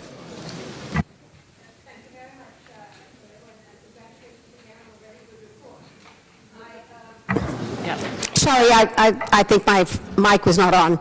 Congratulations on an excellent report, and I think this is a very important issue for us. In Canada, we believe that no democracy can actually exist unless there is freedom of the media and freedom of expression. And so we believe that, in fact, if there isn't that freedom, as was said earlier on, there can be no free and fair elections because the people will not be informed about what the policies are or what the transparency is of governments, etc. And we also believe that now, with the advent of social media, which has taken on a very important role in Canada, in that there are groups that are rising up in social media, speaking out on issues, that in fact, if you don't have that ability for social media and for civil society to speak out, then you will have repressed societies, and we all know what happens when societies are repressed. They begin to resort not to freedom of speech, but to acts of violence, and then the security of the nation state is threatened. So it's all kind of linked, that whole concept of freedom of the media. I will tell you that we support this, that we are one of the countries that are doing quite well on this issue, but there are a couple of questions I wanted to ask. And I noticed that you mentioned in the United Kingdom that there were new laws being brought forward to look at media performance. And I think there is a real conundrum here, as we saw very recently last year when it was found that the media in the United Kingdom had gone above and beyond and were actually doing things not only to almost blackmail government, but also were interfering in private issues. For instance, the girl who had been murdered, and yet they were tapping into her cell phone, etc., etc. How do you propose to find a way to not restrict freedom of the media, but to have a sort of a sense of responsibility and ethics within the media so that they are not allowed to have totally freewheeling ability to do some damage? We have found in Canada, too, that social media have caused some young people to commit suicide because of the bullying through social media, harassment through social media, etc. So I think what we're struggling with is how do you deal with this in a real way to prevent harm to society in some instances without criminalizing, as you say, the media? I mean, is there a way that you can do this through civil law, through civil structures, to make sure that media has an ethical framework and that media has the ability to ensure that it doesn't do harm to others? So I would really like to hear your comments on that. Thank you. Thank you very much, Heidi. We now move to Mr. Gegamian from Armenia. Уважаемые коллеги, обсуждаемый сегодня вопрос исключительно актуальный. Но он, честно говоря, вызывает недоумение, во всяком случае, у армянской делегации. Вот почему. 18 февраля в Армении состоялись президентские выборы, которые были признаны самыми демократическими за 21 год существования независимой Армении. Причем независимо также от отрицательных оценок, все были единодушны во мнении, что в ходе президентской кампании особо с положительной стороны отличились средства массовой информации. Более того, мониторинг выявил весьма интересную и любопытную картину, когда оппозиционные кандидаты в президенты имели куда больше эфирного времени, чем, значит, действующий президент. Рядом со мной сидит мой коллега, один из лидеров армянской оппозиции, который Степан Каенович Демирчан, который в 2003 году со мной вместе был участником президентской гонки. По итогам первого тура Степан, конечно, набрал 30%, ваш покорный слуга 17,5%. Мы обменивались мнениями и сравнивали 2003 год с 2013. Никакого сравнения. Полное отстранение оппозиционных кандидатов в президенты от доступа к средствам массовой информации. Очернение оппозиционных кандидатов со стороны государственно контролируемых СМИ. В 2012-2013 году с точностью до наоборот. Абсолютная свобода пользования средствами массовой информации. Когда сейчас мы ознакомились с данными Freedom House и увидели Армению на 149-м месте, у нас закралось впечатление, что это либо пользовались старыми шпаргалками, либо вовсе не проводились серьезные исследования, либо это политически ангажировано. Две небольшие ремарки. Почему-то по странному стечению обстоятельств сегодня в качестве отрицательных примеров со свободой СМИ выступили представители Казахстана, России и Беларуси. То есть всех тех государств, которые исключительно на добровольной основе решили создать таможенный союз, более того, который впоследствии может перерасти в Евразийский союз. А не политически ли ангажировано сегодняшнее это обсуждение? И не является ли это своеобразной политической дубиной? И вторая ремарка. Тут уважаемый коллега из «Репортеров без границ» показал, значит, обложку одного из журналов, где очень нелицеприятно был изображен многоуважаемый Бенедикт XVI. Я представитель Армянской апостольской церкви.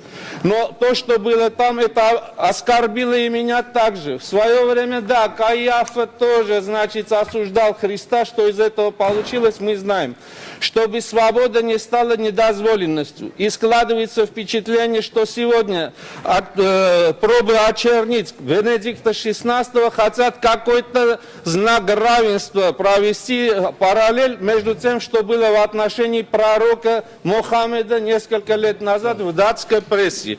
Думается, что сегодняшнее обсуждение перейдет на рельсы объективизма. Спасибо за внимание. Thank you very much, colleague. We now move to the next speaker, Lord Dobbs from the United Kingdom. You have the floor, sir. Thank you very much indeed, and I very much welcome this debate, which is of fundamental importance. Could I respond to one or two of the comments that have been made?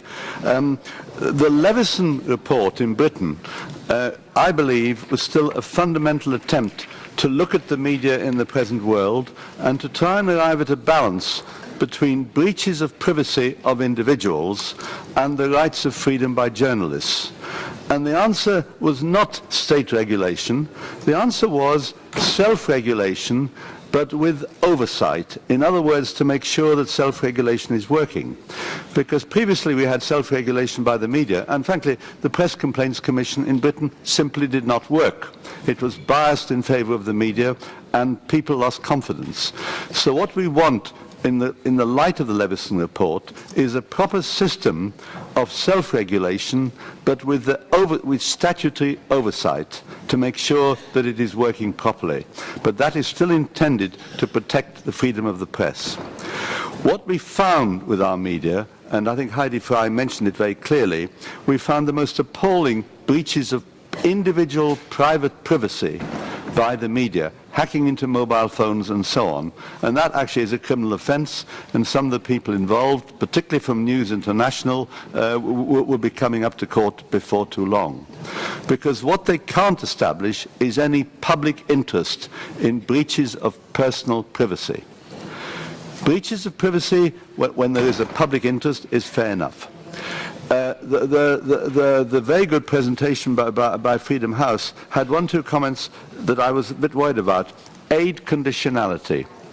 If we make aid conditional on media freedom, and part of all of us says yes, of course, Then we move on to aid conditionality as regards human rights, aid conditionality as regards, treatment of homosexuals in Uganda, aid conditionality as regards birth control, and so on. And I just am anxious that we don't go down the path of aid conditionality, because I think we'll end up giving money to none of the developing countries because they won't meet our standards. Right. As regards television in Britain, we have for a long time had the practice that television has to be politically balanced. That's to say, whether it's the BBC or whether it's the Independent Television Authority, that there is a political balance in the way things are put over. Now, we don't have that in the media, but in the print media, but we do have it on television. And we don't have anything like Fox Television in the States, which after all is very much biased in one particular direction. One or two comments, our Russian colleague and others mentioned the problem of the future of newspapers. I have enormous fear that that most of our newspapers are verging on going bust. That's to say, they're not making enough money to sustain themselves, a trend which will continue. Now, the electronic media are, of course, stepping in, but I fear that there will be fewer print newspapers in the future, and that will lessen political damaging to democracy. Just a comment about the picture of the Pope. I remember when I was involved in some of this years ago, there was an attack on Jesus Christ. And I spoke to a very devout Christian, and he said that his comment was, Jesus can look after himself. And maybe those of us that believe in freedom will say that. I have to admit that we don't do that with Muslims, and we've got to sort out with Islam how we avoid having double standards where we can attack Christianity and not Islam, and that's a real problem for us. Can I finally just make two other comments? You have to close, please. Yeah, okay, two words. Freedom of information and investigative journalism are both crucially important. Thank you very much. There were really two words. I'm now moving to the next speaker, Mr. Nagy from Hungary. You have the floor. Thank you very much, Mr. Chairman.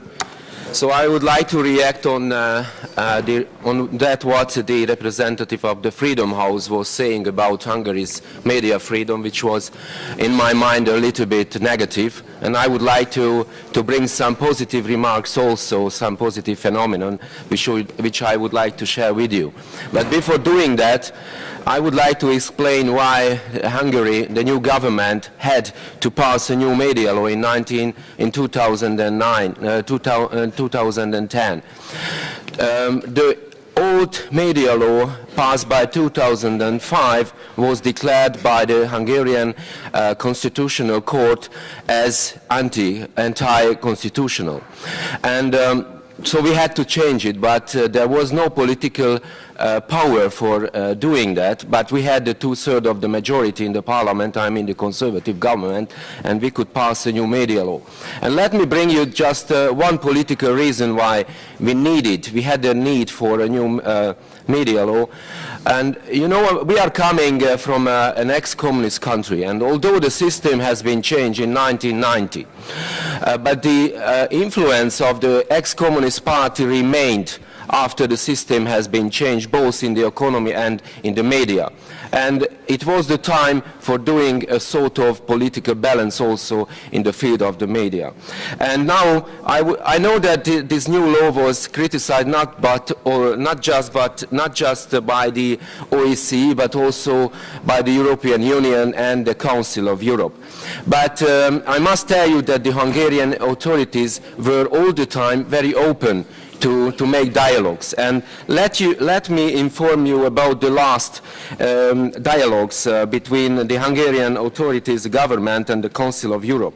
On the 29th of January 2013, the Secretary General of the European Union, of the European Council, Torbjörn Jagland, announced the result of the dialogue between the Hungarian government and the Council of Europe as an important issue. And in line with the suggestions of the Secretary General, the Parliament is supposed to adopt an amendment package during its spring session. Let me very briefly mention just 4 things. The appointment of the President of the National Media Authority and the President of the Media Council will be made not by the Prime Minister but by the President. Second, the mandate of the President of the Media Authority and the President of the Media Council would be limited to 1 mandate of 9 years.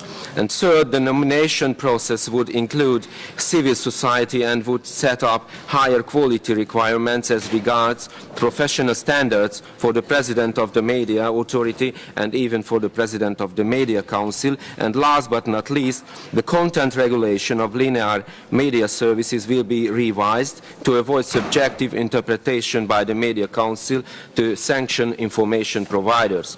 And I am closing my remarks by saying that a study made even by the Freedom House in October 2012 ranked Hungary number 5 on a global list in terms of internet freedom, which is an important sign of the unlimited nature of Hungarian online media. So although we have a lot of criticism, there are some positive remarks also. Thank you very much. Thank you very much, Mr. Nagy, for your statement. I'm now giving the floor to Mr. Andreas Sikaris from Greece. You have the floor, sir. Thank you. I'll be very brief. I think that the intervention from the British colleague was very true to the point. And I would like to say a couple of things regarding my country, because Dr. Karliker mentioned my country as there are some problems. He didn't elaborate, though. If you compare the US with Greece, Greece enjoys more freedom of the mass media than the US. So it's a bit unfair to say that we have problems. If you see what's written in the newspapers, I'm not talking about quality or so, I'm talking about freedom of press or mass media. You can write pretty much anything you want to, and there aren't any consequences. The next point I would like to, so if you'd like to elaborate on what you said on your accusation, and I'll be able to speak back to that, I'll be more than happy to. Now, the other thing is that we have to be very careful with the mass media, because we don't want to violate the rights of the individual, and to abuse, I think our colleague from Canada said it also, we have to be very careful that giving rights to to journalists or wannabe journalists in the mass media, in the bloggers and the social media, can lead to a difficult trend. Thank you.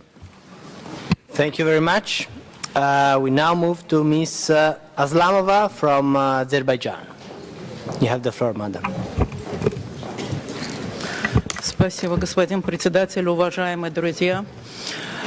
Я хотела бы прежде всего поблагодарить госпожу Диану Миатович за выступление и хотела бы также присоединиться к мнению наших коллег о той фото насчет Бенедикта, Папы Бенедикта XVI. Здесь выступили представители христианских религий, я представитель мусульманской религии, это меня также оскорбило.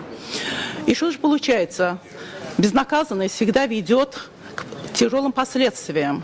Увидев это, задали вопрос, какова же наша реакция. Реакция последовала, реакция ужасная. Реакция в том, что ни один человек не имеет права так оскорблять представителя высшего духовенства. Это меня оскорбило точно так же, как это было бы по отношению к пророку Мухаммеду. Итак, мы сегодня говорим о свободе слова. Давайте поговорим теперь сегодня и так о ограничениях, которые существуют в международных документах. А ограничения это те: распространение, провоцирование, стимулирование или оправдание расовой ненависти, ксенофобии, антисемитизма и других видов ненависти на основе нетерпимости, включая нетерпимость в виде агрессивного национализма и эгоцентризма. Это и есть. Вот и здесь должно было быть конкретные ограничения, и мы должны выступить по отношению. Говорим о свободе слова, давайте поговорим и о тех ограничениях. Азербайджан – страна демократическая. Сегодня прозвучало несколько раз название Азербайджанской республики. Я хотела бы ответить на ряд вопросов представителя Freedom House. В Азербайджане наше законодательство утверждается баланс между свободой слова с одной стороны и вот тем недопущением разжигания вражды с другой. Конституция Азербайджана гарантирует каждому, находившемуся в Азербайджане, свободу мысли и слова, свободу массовой информации, и также запрет о цензуре. Более 15 лет цензура в Азербайджане запрещена. Эта же статья запрещает и пропаганду социального, расового, национального, религиозного и языкового превосходства. Оппозиционные СМИ печатаются, распространяются, и нет никаких ограничений. Я также присоединяюсь к мнению моей коллеги, который задал вопрос представителю Freedom House. Прошу вас, расскажите, что вам не понравилось именно в том информационном пространстве Азербайджана, которое несколько раз вами было упомянуто. Сегодня во всем мире профессиональные журналисты, многочисленные правозащитные организации принимают особые усилия, чтобы убрать из уголовных кодексов статьи, предусматривающие уголовные наказания за дефамацию. Мы согласны с теми, что для 21 века уголовная юстиция в качестве данного спора далеко не лучшее решение. Сегодня в парламенте идет работа по принятию закона о дефамации, но в странах ОБСЕ, 56 странах, только 11 стран приняло закон о дефамации. Госпожа Дуня Миятович, когда была в Баку и участвовала в ноябре 2012 года в семинаре в Баку, сама об этом говорила и так далее. Я заканчиваю, минуточка.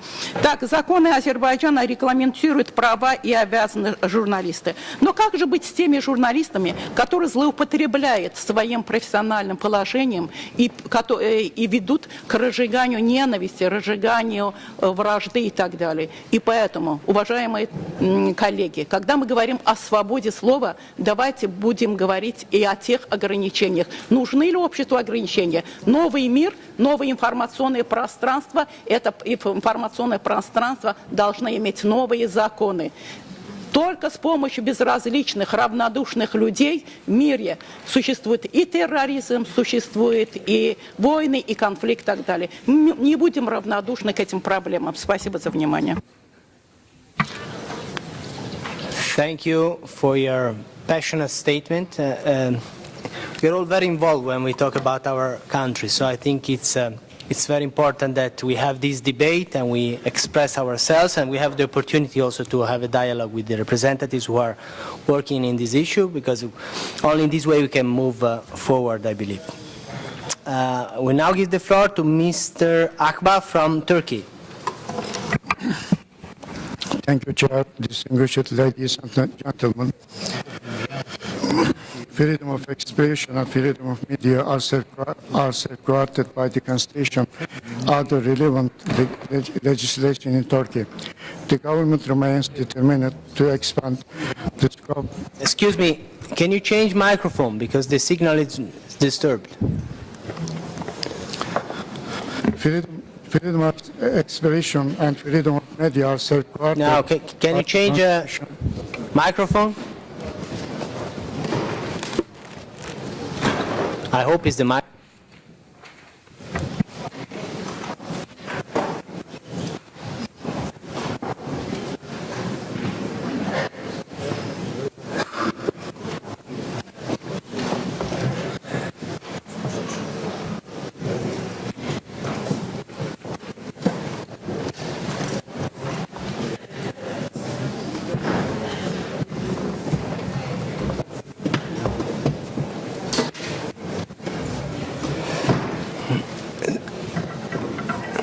Are we okay, or shall I move to the next speaker and we come back? All right. You have the floor.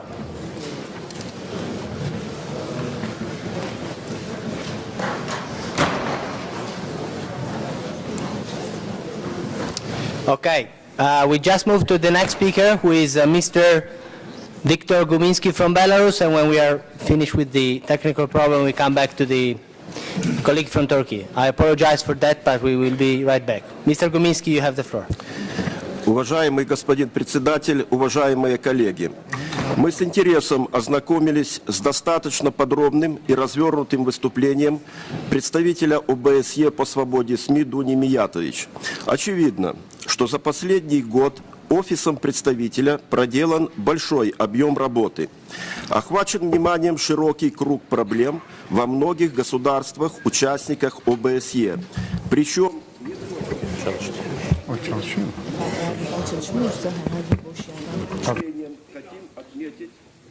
Сначала включился. Микрофон включился. Сначала, да.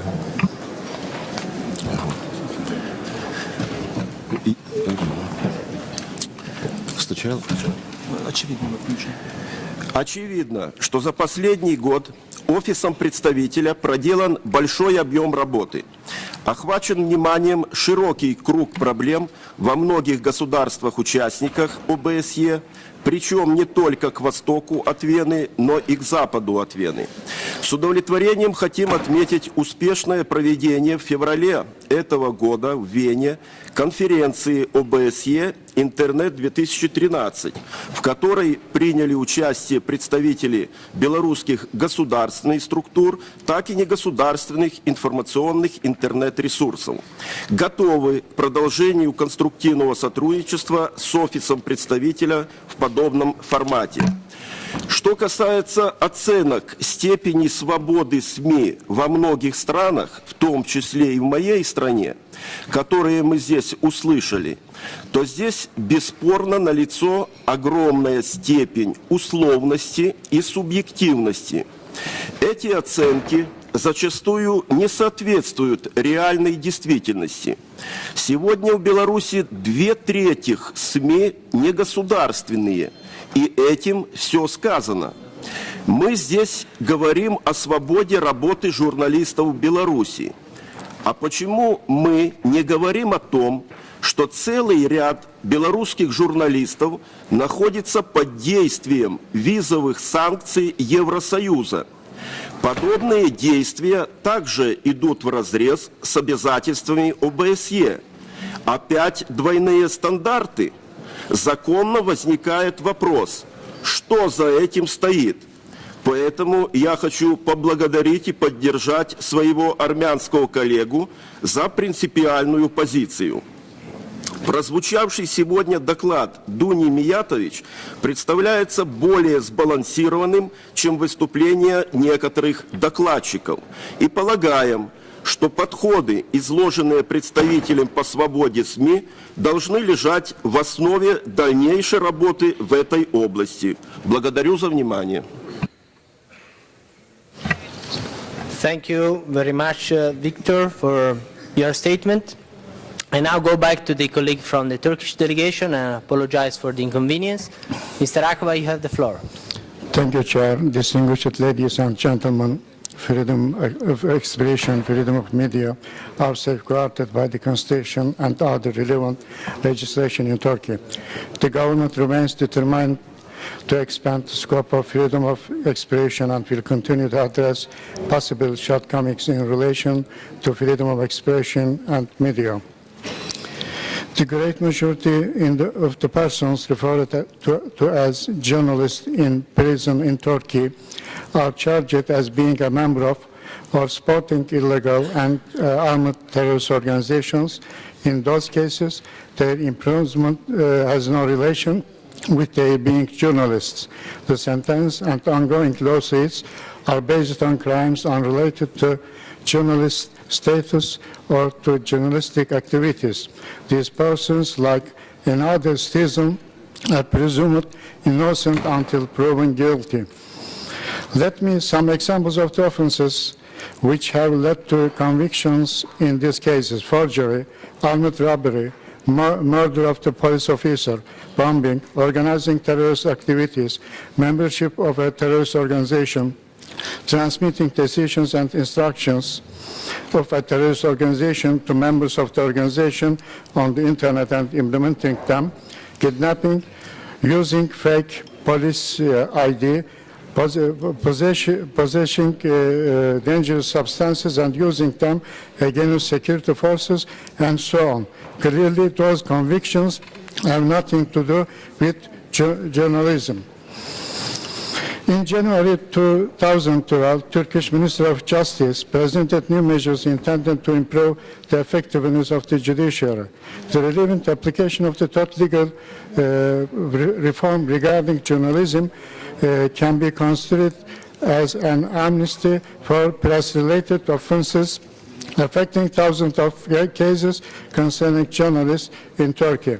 The fourth legal reform package is being discussed in the cabinet and will be sent to the Turkish National Assembly.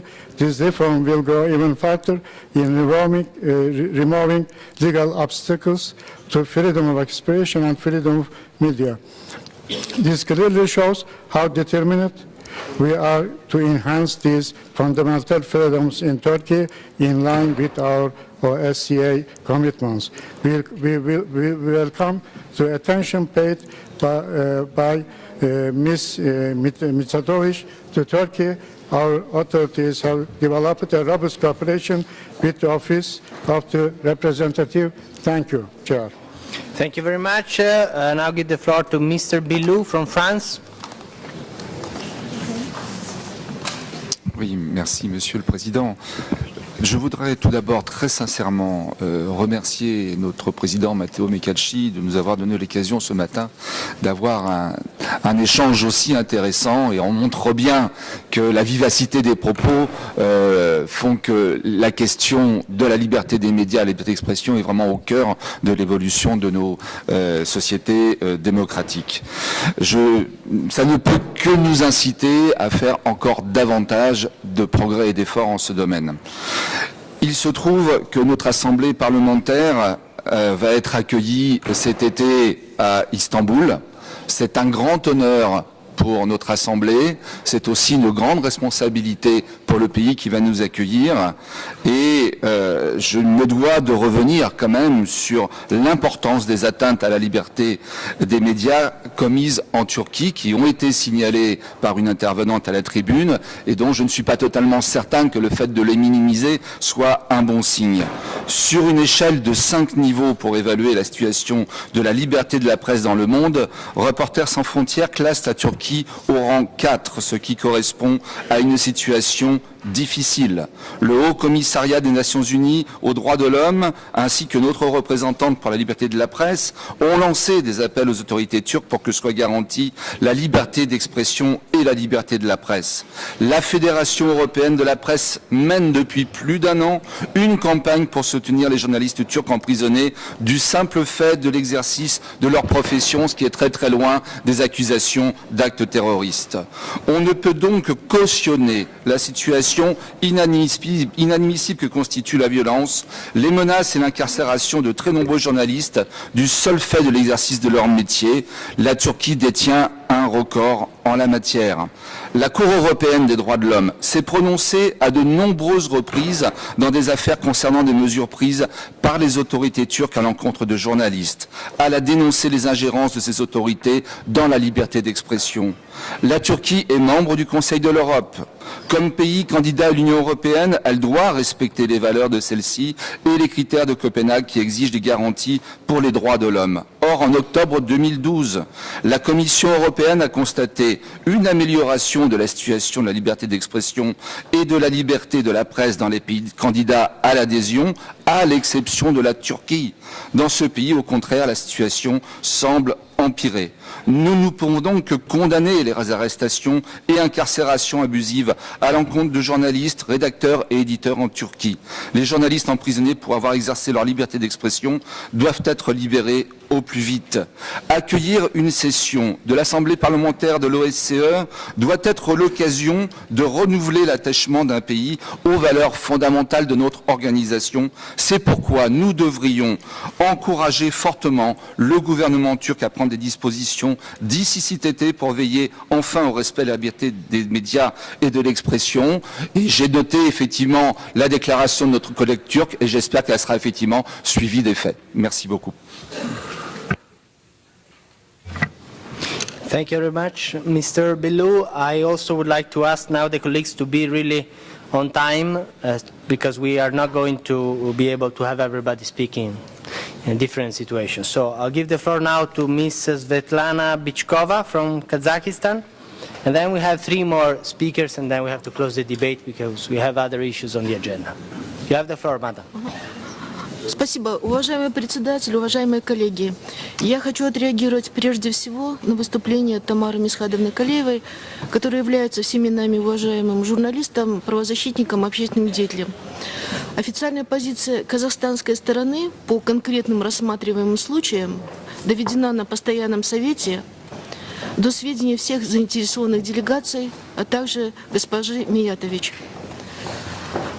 Поскольку нам, депутатам парламента, наиболее близка сфера совершенствования законодательства, я хочу подтвердить, что через полгода в наш парламент поступит проект нового Уголовного кодекса, Уголовного процессуального кодекса. По инициативе депутатов разрабатываются законы об общественном контроле, о доступе к публичной информации, о противодействии коррупции. Уже сейчас в стенах парламента в практически непрерывном режиме обсуждаются ключевые проблемы указанных законов, в том числе в аспекте свободы слова. Мы не только предлагаем, но и призываем все заинтересованные стороны к совместной работе, так как заинтересованы в принятии качественных законов нового поколения. Возлагаем также большие надежды на взаимодействие с вновь созданной при Министерстве иностранных дел рабочей группой по человеческому измерению, куда входят представители ведущих международных и неправительственных организаций, видные государственные деятели и правозащитники, в том числе уважаемая Тамара Мисхадовна. Благодарю за внимание. Thank you very much also for being perfectly on time. We now move to Mr. Kostunov from the Russian Federation. Спасибо. Хотелось бы поддержать и поблагодарить доктора Карлихер и журналиста Андрея Владимировича Колесникова за признание свободы распространения информации в Российской Федерации через интернет, прозвучавшее в их докладах. Сегодня в России доступ в интернет имеет фактически 100% взрослого населения, а кроме того у нас множество совершенно разных средств массовой информации, газет, журналов, электронных СМИ, с самой разной политической и информационной направленностью. Пользуясь случаем, выражаю благодарность оппозиционным СМИ за то, что они поднимают самые острые темы, оказывая неоценимую помощь правоохранительным органам. Они действительно контролируют власть, многочисленные отставки этому подтверждение. Смею вас заверить, что если бы Андрей Владимирович Колесников выступал на английском, никто бы его не осудил. Но мне резануло слух, когда он назвал людей, находящихся в оппозиции, продвинутыми слоями, и противопоставил их тем гражданам России, которые поддерживают политику президента Владимира Путина. Считаю недопустимым провозглашать продвинутость одних людей перед другими из-за политических предпочтений или выбора места проведения отпуска. Также хотел призвать уважаемых коллег по ОБСЕ больше обращать внимание на регулированию сети интернет. Так мы в российском сегменте боремся с ресурсами, которые пропагандируют педофилию, суицид и распространяют детскую порнографию. Также хочу обратить внимание на недопустимость слежки и сбора данных о рядовых пользователях интернет. Речь идет в первую очередь о поисковых запросах, истории просмотра страниц и сохранении незашифрованной переписки. Поскольку интернет – явление глобальное, необходимо выработать универсальные подходы к принципам функционирования на центральной площадке. Я считаю, должна быть Организация Объединенных Наций. А Россия последовательно продвигает идею разработки и принятия рамочных документов, регламентирующих его концептуальные и институциональные аспекты. Спасибо за возможность выступить и за внимание. Thank you very much. We now give the floor to Ms. Sederfeld from Sweden. And then we finish with Finland. Thank you, Mr. Chair. From Sweden, we welcome the OSCE Parliamentary Assembly's work on freedom of media. We think it's very important with the freedom of expression and also, of course, the media freedom. It's actually about freedom of human rights. And I would just like to say that media freedom, it's a catalyst of the freedom in the society as a whole. And I think we can't discuss media freedom without looking at the whole society. If there's no media freedom, there is no freedom in the society. And I will now focus on internet. I would like to see an open and free internet. It's a tool for communication, a possibility to seek information freely without anybody to regulate or to stop the information. It's also a possibility to express themselves. It's a possibility for those who don't have the newspapers, who don't have the TV screen. It's a possibility for everyone. I would also like to say that internet is global, and that differs internet from other media. But it's important that there is the same legislation for internet as other media. Otherwise, there's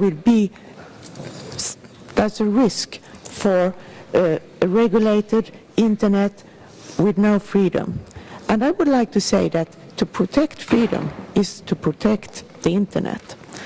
And internet, it's actually truly democratic. It's a possibility for development and to strengthen freedom. And I would like to say that we need to strengthen the OSCE standard on a free internet and also the implementation of the standard. Thank you very much, Mr. Chair. Thank you very much, Ms. Sederfeld. We now have Ms. Kauma from Finland. You have the floor, madam. Dear Mr. Chairman, freedom of the press is one of the cornerstones for democracy. I think we can all agree on that. Unfortunately, according to the statistics, there are globally speaking 232 journalists in prison at the moment. I'm sorry to say that this is the highest number after the year 1990. Unfortunately, the problem is alarming also in the OSCE countries. As was pointed out today by the keynote speakers, the freedom of the press is largely restricted in many OSCE countries like Russia, Belarus, Kazakhstan, Azerbaijan, Uzbekistan and Turkmenistan. I would like to express my deep concern about the information that the Reporters Without Borders have published. They keep statistics of the state of the freedom of the media in 179 countries in the world, and each country has its own place in the ranking. I would like to give 3 examples of countries where recent trends have been particularly alarming. First, Russia. It has fallen again and is now the 148th country on the list. This is largely because of the government who is not willing to punish those who have attacked and killed journalists. Then Belarus, which is number 157 on the list. State-owned media are run by forces loyal to the President Lukashenko's regime. Control over internet is centralized and it remains very restricted in Belarus. Thirdly, Kazakhstan. Its number is 160 on the list. According to Freedom House statistics, the internet was accessed by only 45% of the country's population last year, and the government controls all of the country's printing presses. Mr. Chairman and dear colleagues, one positive thing is that the civil society is awakening in these countries and that there are popular demands for freedom of the press. I think that our role here in the Parliament Assembly is not to point with the finger and accuse the delegations that have traveled all the way to this meeting, but instead it is our role to offer our helping hand to improve the press freedom and hence to speed up the democratic process in these countries. Quite frankly, I'm quite worried that we have not been able to succeed in the task any better than what we have now. Thank you very much, Ms. Kauma. And with this, we conclude our special debate. I apologize with those colleagues I couldn't give the floor, especially from the delegation who already spoke, but we have less than half an hour and still some things to do. So I will now briefly give the floor to Ms. Dunja Mijatovic, if she wants to comment on something that has been said in the debate, and then to Karin for answering a couple of questions directed to her. Dunja. Thank you, Chair. I'll be very brief. I know I have to be very brief because there are still colleagues that need to address this distinguished forum. But I would like to mention, without going into any particular issues that were mentioned by several delegations, I would like to offer a general comment that is very clear after this very important debate that the committee organized. And it is proving once again that no government likes to be criticized. No authorities likes to be named and shamed and blamed. And that is clear to all of us. But I also cannot understand that there is no any kind of recognition that there are problems in certain countries. The recognition that there is a need to sit at the same table with the civil society. I'm grateful for being called balanced today, and I'm always balanced. But I'm not doing this in order to please any of 57 participating states, and you know this very well. I address the issues almost on a daily basis, and the differences we have and the differences that we heard today is that I'm not representing an NGO. I am having this mandate because 57 appointed me in order to work for the intergovernmental organization, to talk to the authorities and the civil society. People sitting and presenting their views at this table are presenting this civil society that you need to talk to. And this is something that I do not see. I also do not see that you talk about freedom. You mainly talk about limitations and how to limit and what to restrict. This is the wrong way, at least in my view. This office is not promoting utopian way of promoting freedom of speech or freedom of any kind. You need to find a way to adopt the laws that will foster media freedom, but not restrict media freedom. And that is the difference that this office is trying to find in talking to all of you. So from my side, I cannot say that I'm impressed with the way you address the issues that civil society members were presenting to all of us here today. This is not a matter of one country or several countries. This is a matter for all 57. And what I would like to see as the representative is more recognitions that there are problems and that we need to solve those problems.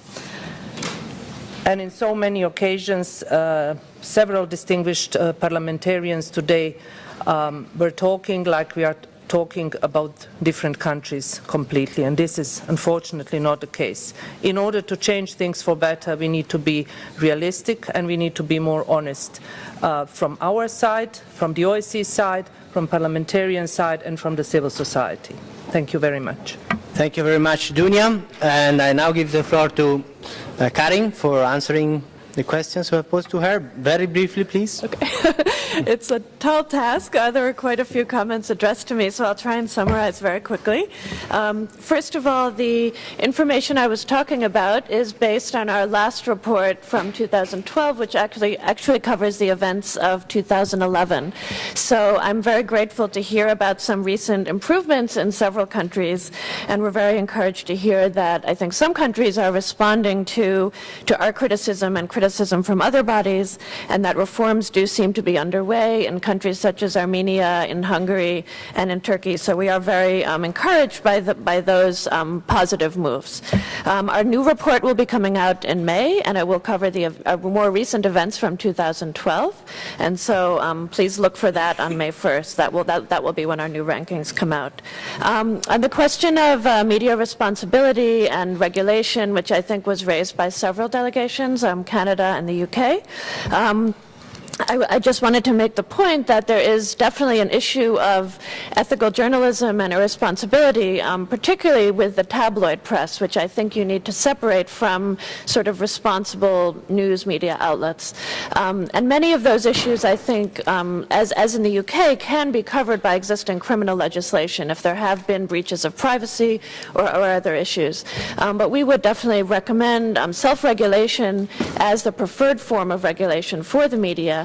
And in cases where existing self-regulatory mechanisms are not functioning properly or performing their job, we would encourage those bodies to look into ways to strengthen their own performance. One recent example from outside the OSCE region is that in South Africa, where the local press council undertook a significant review of its own activities and tried to find ways to strengthen its performance.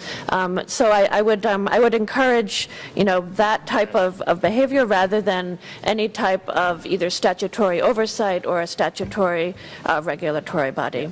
Last one. Last one. And then just to echo what Dunya said, I mean, I think our complaints about certain countries are quite clear, and the evidence has been presented by a number of organizations, both civil society groups from the countries under review, as well as from bodies such as the OSCE. So I would encourage, I would concur with her comments about trying to be realistic about the situation and not try to paint a very different picture of what's going on. Thank you. And trying to be realistic, we have to close the debate here. So I want to thank you again for participating and for offering your views to the audience.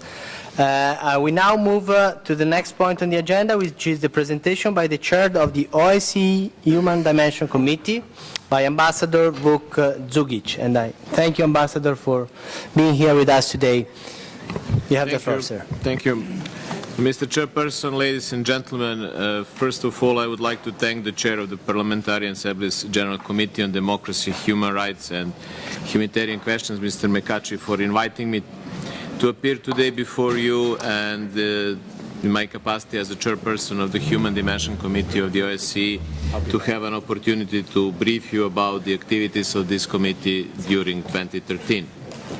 At the beginning, I wish to express appreciation to the work carried out by the Parliamentary Assembly, in particular the work of this committee in facilitating inter-parliamentary dialogue across the OSCE region on various human dimension issues that are the center of the current debate and are of special concern to our citizens. At the same time, we took note of the view expressed in the last year's PA declaration that, notwithstanding many positive developments in many areas, human dimension is not strong enough. Since the adoption of the Helsinki Final Act, the OSCE and its comprehensive security concept has made an important contribution to the security of Europe, and the respect for human rights and fundamental freedoms remains at the core of the comprehensive security. In Astana Declaration, we reiterate that human rights and fundamental freedoms are inalienable and that their protection and promotion is our first responsibility. In the spirit of our common commitments, we need to use all of our potentials and OSCE forums as the valued platforms for discussions. In 2013, the Human Dimension will continue to work with the activities as has been laid down in the past few years, but at the same time, we will try to work in a pragmatic and efficient way in order to achieve result-oriented outcomes. In that spirit, one of our main goals is to further consolidate the functioning of the committee by keeping the structured agenda and the substantive work plan. Such agenda providing us with the opportunity to discuss a wide range of topics, to cover different aspects of the OSCE human dimension activities, and still offering us necessary flexibility. Regarding the main topics in this year's agenda of the committee, Ukraine, as a chairman in office, already emphasized a number of priority areas in human dimension and offered a number of substantive topics to be discussed at the Human Dimension Committee. Let me mention just some of them. Combating trafficking in human beings, freedom of media, combating intolerance and discrimination, democratic elections and follow-up to election observation, freedom of assembly and association, Roma and Sinti education, IDPs and refugees, freedom of religion and belief, freedom of movement, protection of rights belonging to national minorities, gender equality. Also, and in accordance with the previous practice, we will be inviting representatives of the civil society to present their recommendation to the participants of the OSCE Ministerial Council meeting in Dublin. Ladies and gentlemen, we are all aware of the difficulties and challenges which we are facing in the OSCE human dimension. The fact that at the last two ministerial councils there were no human dimension decisions adopted presents a great challenge to our work. But I believe that this fact should not discourage us, and we should make additional efforts in order to try to obtain some concrete results during this year. This goal is possible provided there is a satisfactory level of engagement and political will. My intention is to focus the work of the committee on some of the targeted areas with a view to assisting in reaching consensus. In other words, it is really important to steer the work of the committee in a result-oriented manner, thus contributing to the work of the decision-making bodies of the organization in order to adopt relevant MC and PC decisions. At this moment, Agreement on the decision on the human dimension events is the most urgent. The Permanent Council should take a necessary decision according to the relevant OSCE documents. I already called on participating states to agree at the earliest possible opportunity so that preparations and appropriate level of attendance could be reached. We particularly believe in the importance of the full implementation of all existing commitments, as well as that we should in good faith be open for the peer review process in this regard. Voluntary reports by the participating states and follow-up to the recommendations from the OSCE institutions as a regular agenda item on Human Rights Committee have proved to be a valuable tool. We call on and encouraging all participating states to come forward and share their best practices. Briefing by the OSCE executive structures provide us with better insights of the work of our own organization. We are looking forward for comprehensive and valuable reports, showing us clear outcomes of their work in certain areas and giving the ideas how we might design our future activities. Additionally, I intend to enrich our discussions by inviting as well representatives from the other relevant international organizations. Notwithstanding the standard agenda items of the committee, we need to address some other very important issues. The forthcoming work of the Human Dimension Committee should also include the review of human dimension events. We need to try and to make the necessary changes to be more effective in human dimension. The ideas are there. We have several papers, including the Irish Perception paper. There are different views on some of the issues in this process. There are some which enjoy broad support and some, unfortunately, less.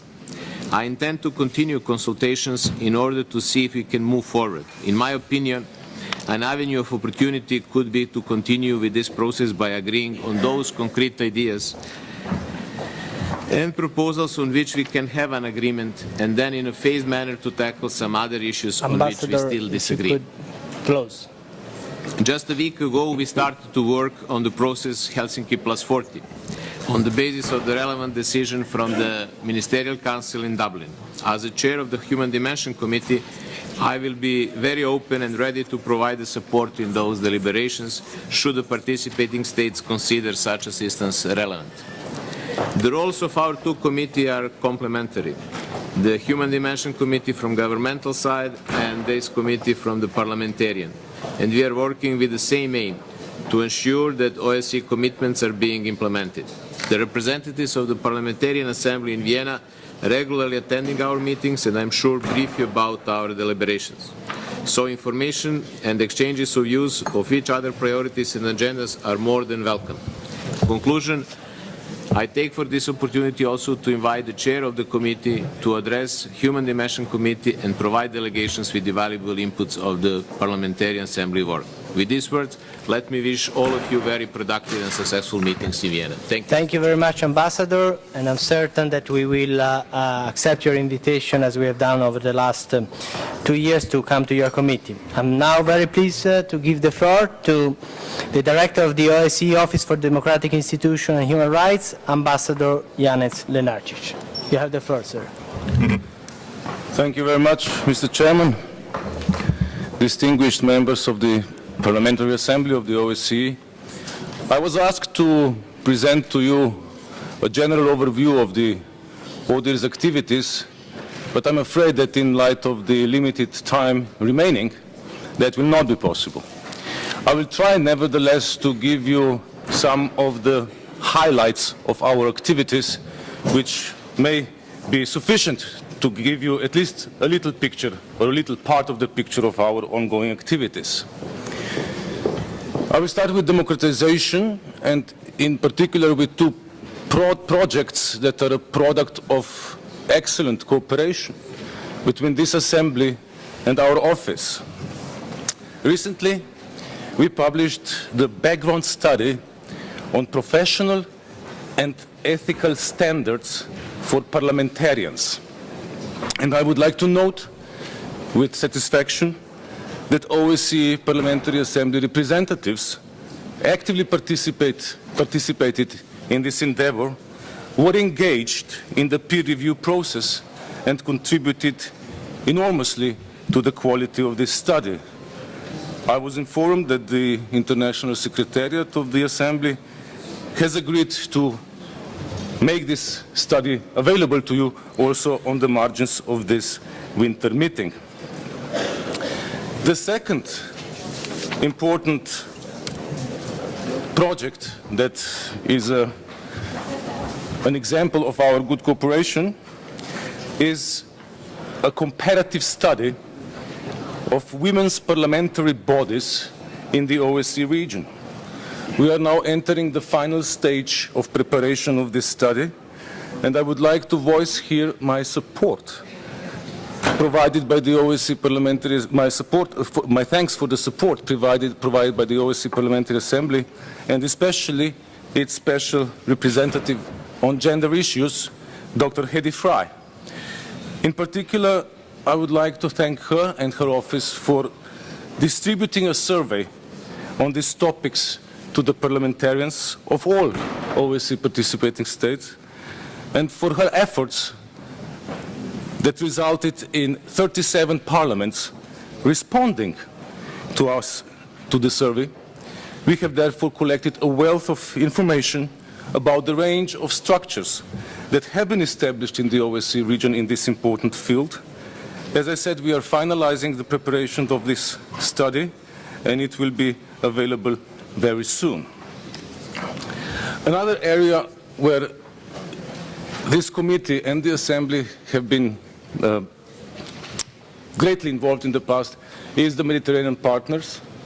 I would like to inform you that our office is actively engaged in supporting our Mediterranean partners in their efforts towards making advances in democratic reforms in areas like legislative assistance, election observation training, democratic governance, especially with regard to women's political participation, and political party regulation.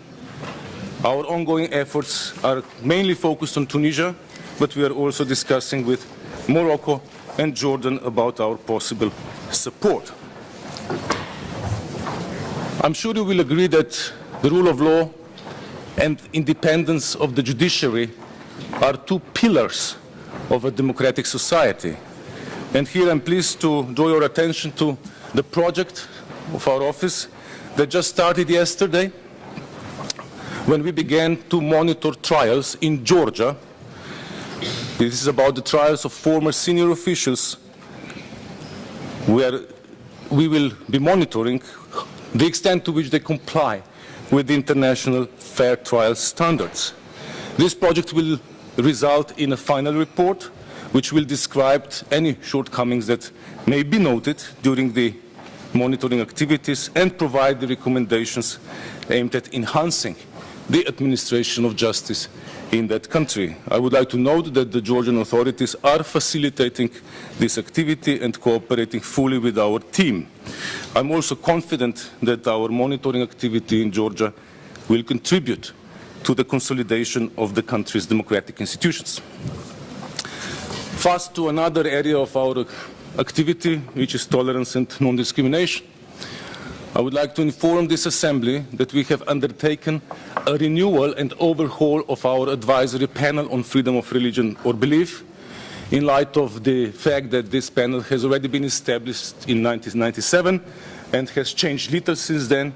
We want to renew its composition, make it smaller, like other advisory panel, and thereby enhance our ability to assist participating states in this area of enormous importance. In this area, I would like to highlight one issue that is of particular relevance and that we will ask the new panel to look into, and that is the question of the registration of religious communities. Participating states agreed already in 1989 that they will grant, upon their request, to communities of believers practicing or willing to practice their faith, the recognition of the status. It's a promise they will do so. Yet, as we can see in a number of participating states, this is not being done. Registration or recognition of status is being denied, and then the communities that still practice their religion or belief are prosecuted for engaging in so-called non-registered activity. This should not be happening. the relevant legislation should change, and we will be actively involved with the new panel in assisting the participating states to improve the implementation of their commitments in this area. Roma and Sinti, as you know, our office has a contact point on Roma and Sinti issues. I would like to highlight that this year is the 10th anniversary of the OSCE Action Plan on improving the situation of Roma and Sinti, adopted in 2003 in Maastricht. This was a pioneering decision of OSCE, and while there have been important steps in improving the situation of Roma and Sinti, their situation still remains bleak. We saw that already during the first status report in 2008, 5 years after the adoption of the action plan. I hope we will see a somewhat better picture this year, 10 years after the action plan, but I'm not entirely sure that such optimism is warranted. I would like to highlight here one issue that may be of particular interest for this assembly. There is an initiative that is promoted by a Serbian member of parliament. He is a Roma, Mr. Srđan Šajn. He is trying to establish a regional network of Roma members of parliament and Roma politicians. He is currently holding consultative meetings which should culminate in a meeting of all Roma MPs and Roma politicians, and they would work, of course, with the parliaments cross-border, and I would encourage the Parliamentary Assembly to support this initiative. This office will also enhance its activity with regard to the human rights defenders.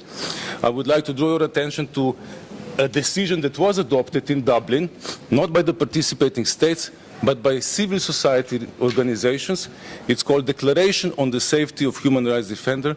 It's a reminder that there is a big problem in this area in a number of participating states where human rights defenders are being harassed, prosecuted, imprisoned, or worse. Our office will look into this, as it will also look in the treatment of terrorist suspects, including those that are being detained still in the Guantanamo naval base of the United States. Finally, elections. I would like to inform you that we have just concluded a very successful follow-up visit to Ukraine on the basis of the common endeavor involving this Assembly, European Parliament, Parliamentary Assembly of Council of Europe, NATO Parliamentary Assembly, and our office last October. I highlight it because Ukraine currently holds the chairmanship of this organization, and I think it has to be noted that this, as a positive step, that they are engaging with us so early on the follow-up.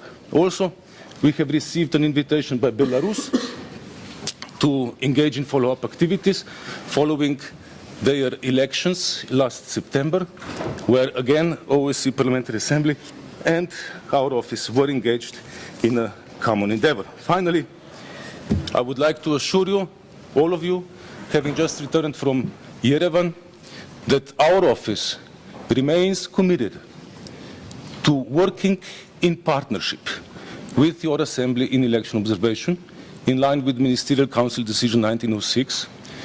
We would welcome an early resumption of such cooperation. The previous president of this Assembly, Petros Eftimiou, often said, our work is complementary, our roles are complementary, and our cooperation can only benefit both organizations, the OSCE, the participating states, and ultimately the voters. Let me conclude, Mr. Chairman, by thanking you personally for your contribution to good cooperation between this committee and the Assembly and our office. Thank you. Thank you very much, Ambassador.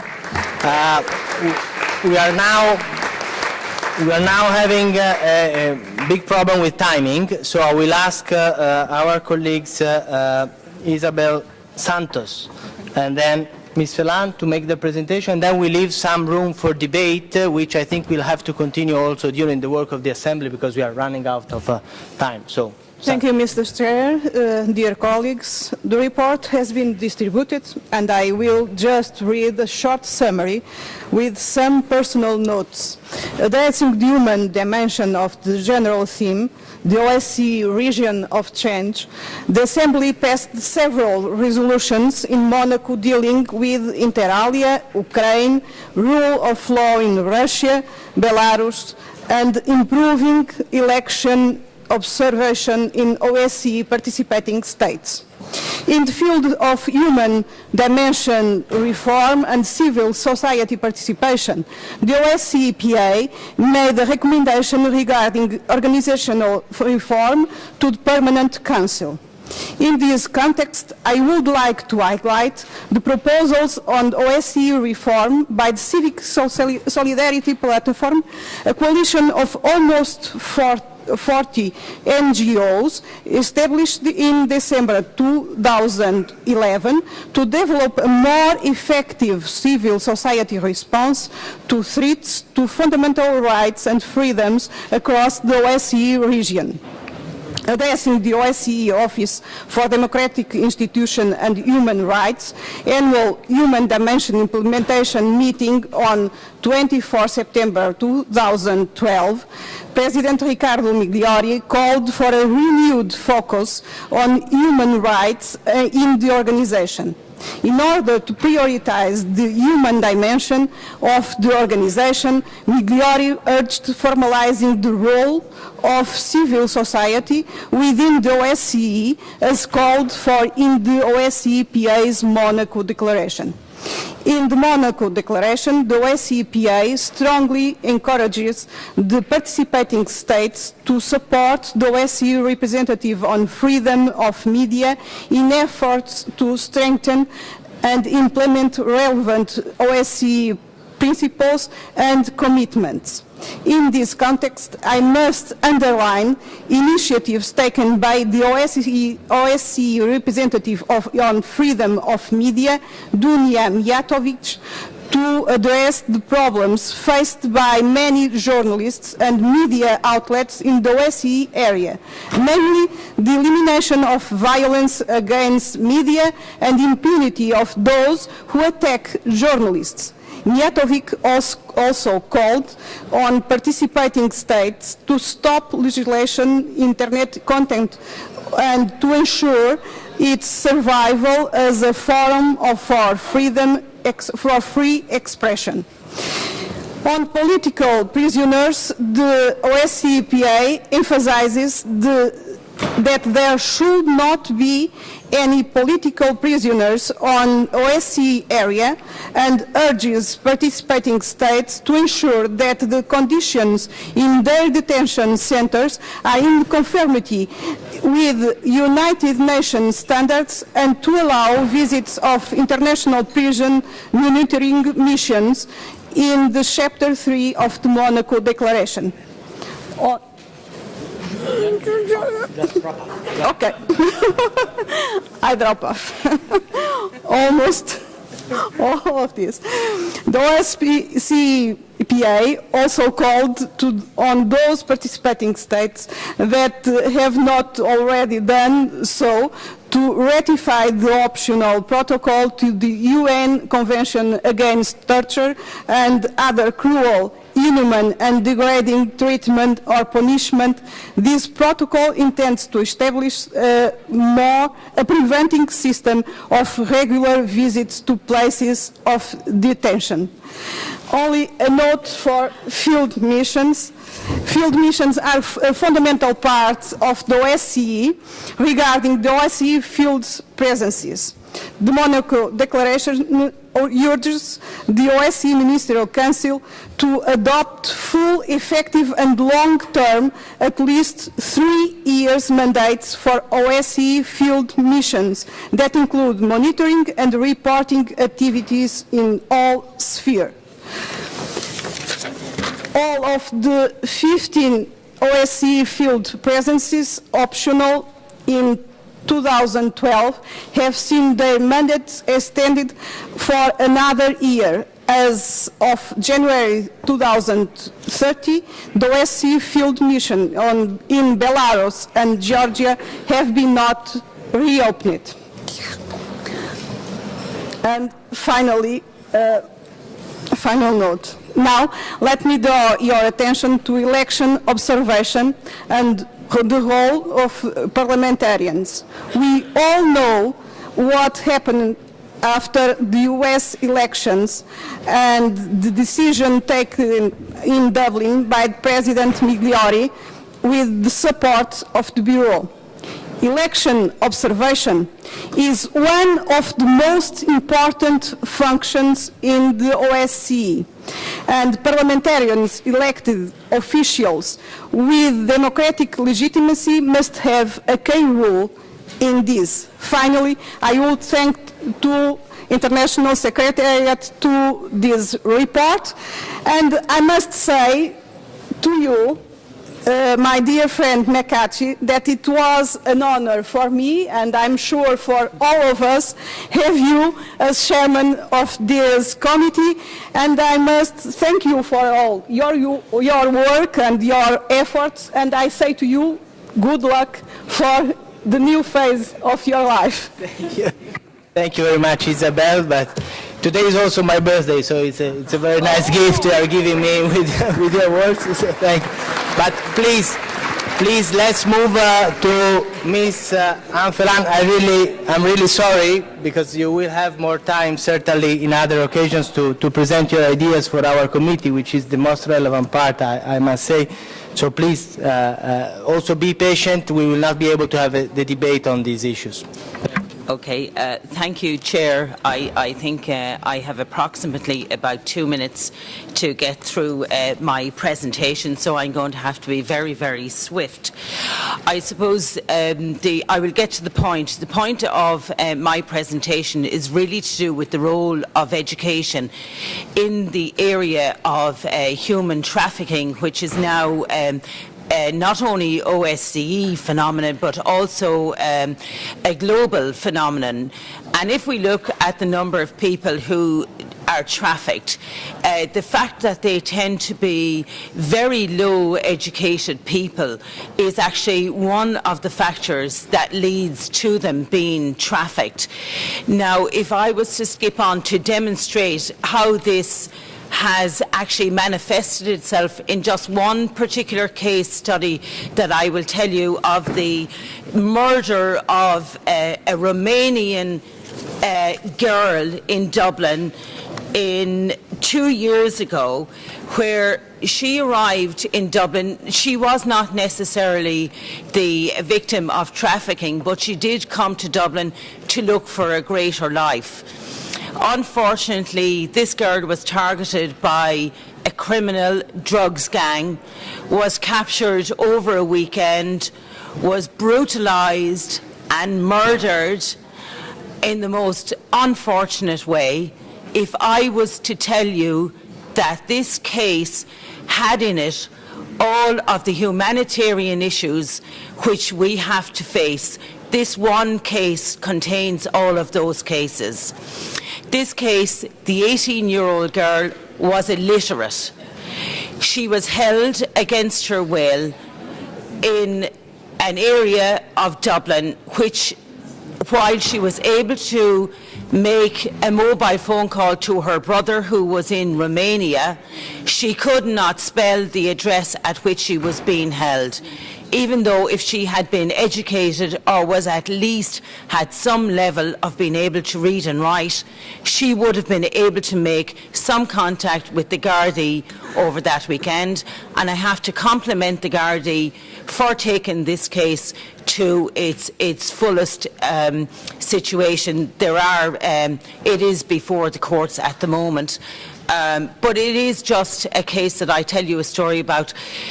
This is where these trafficked people end up.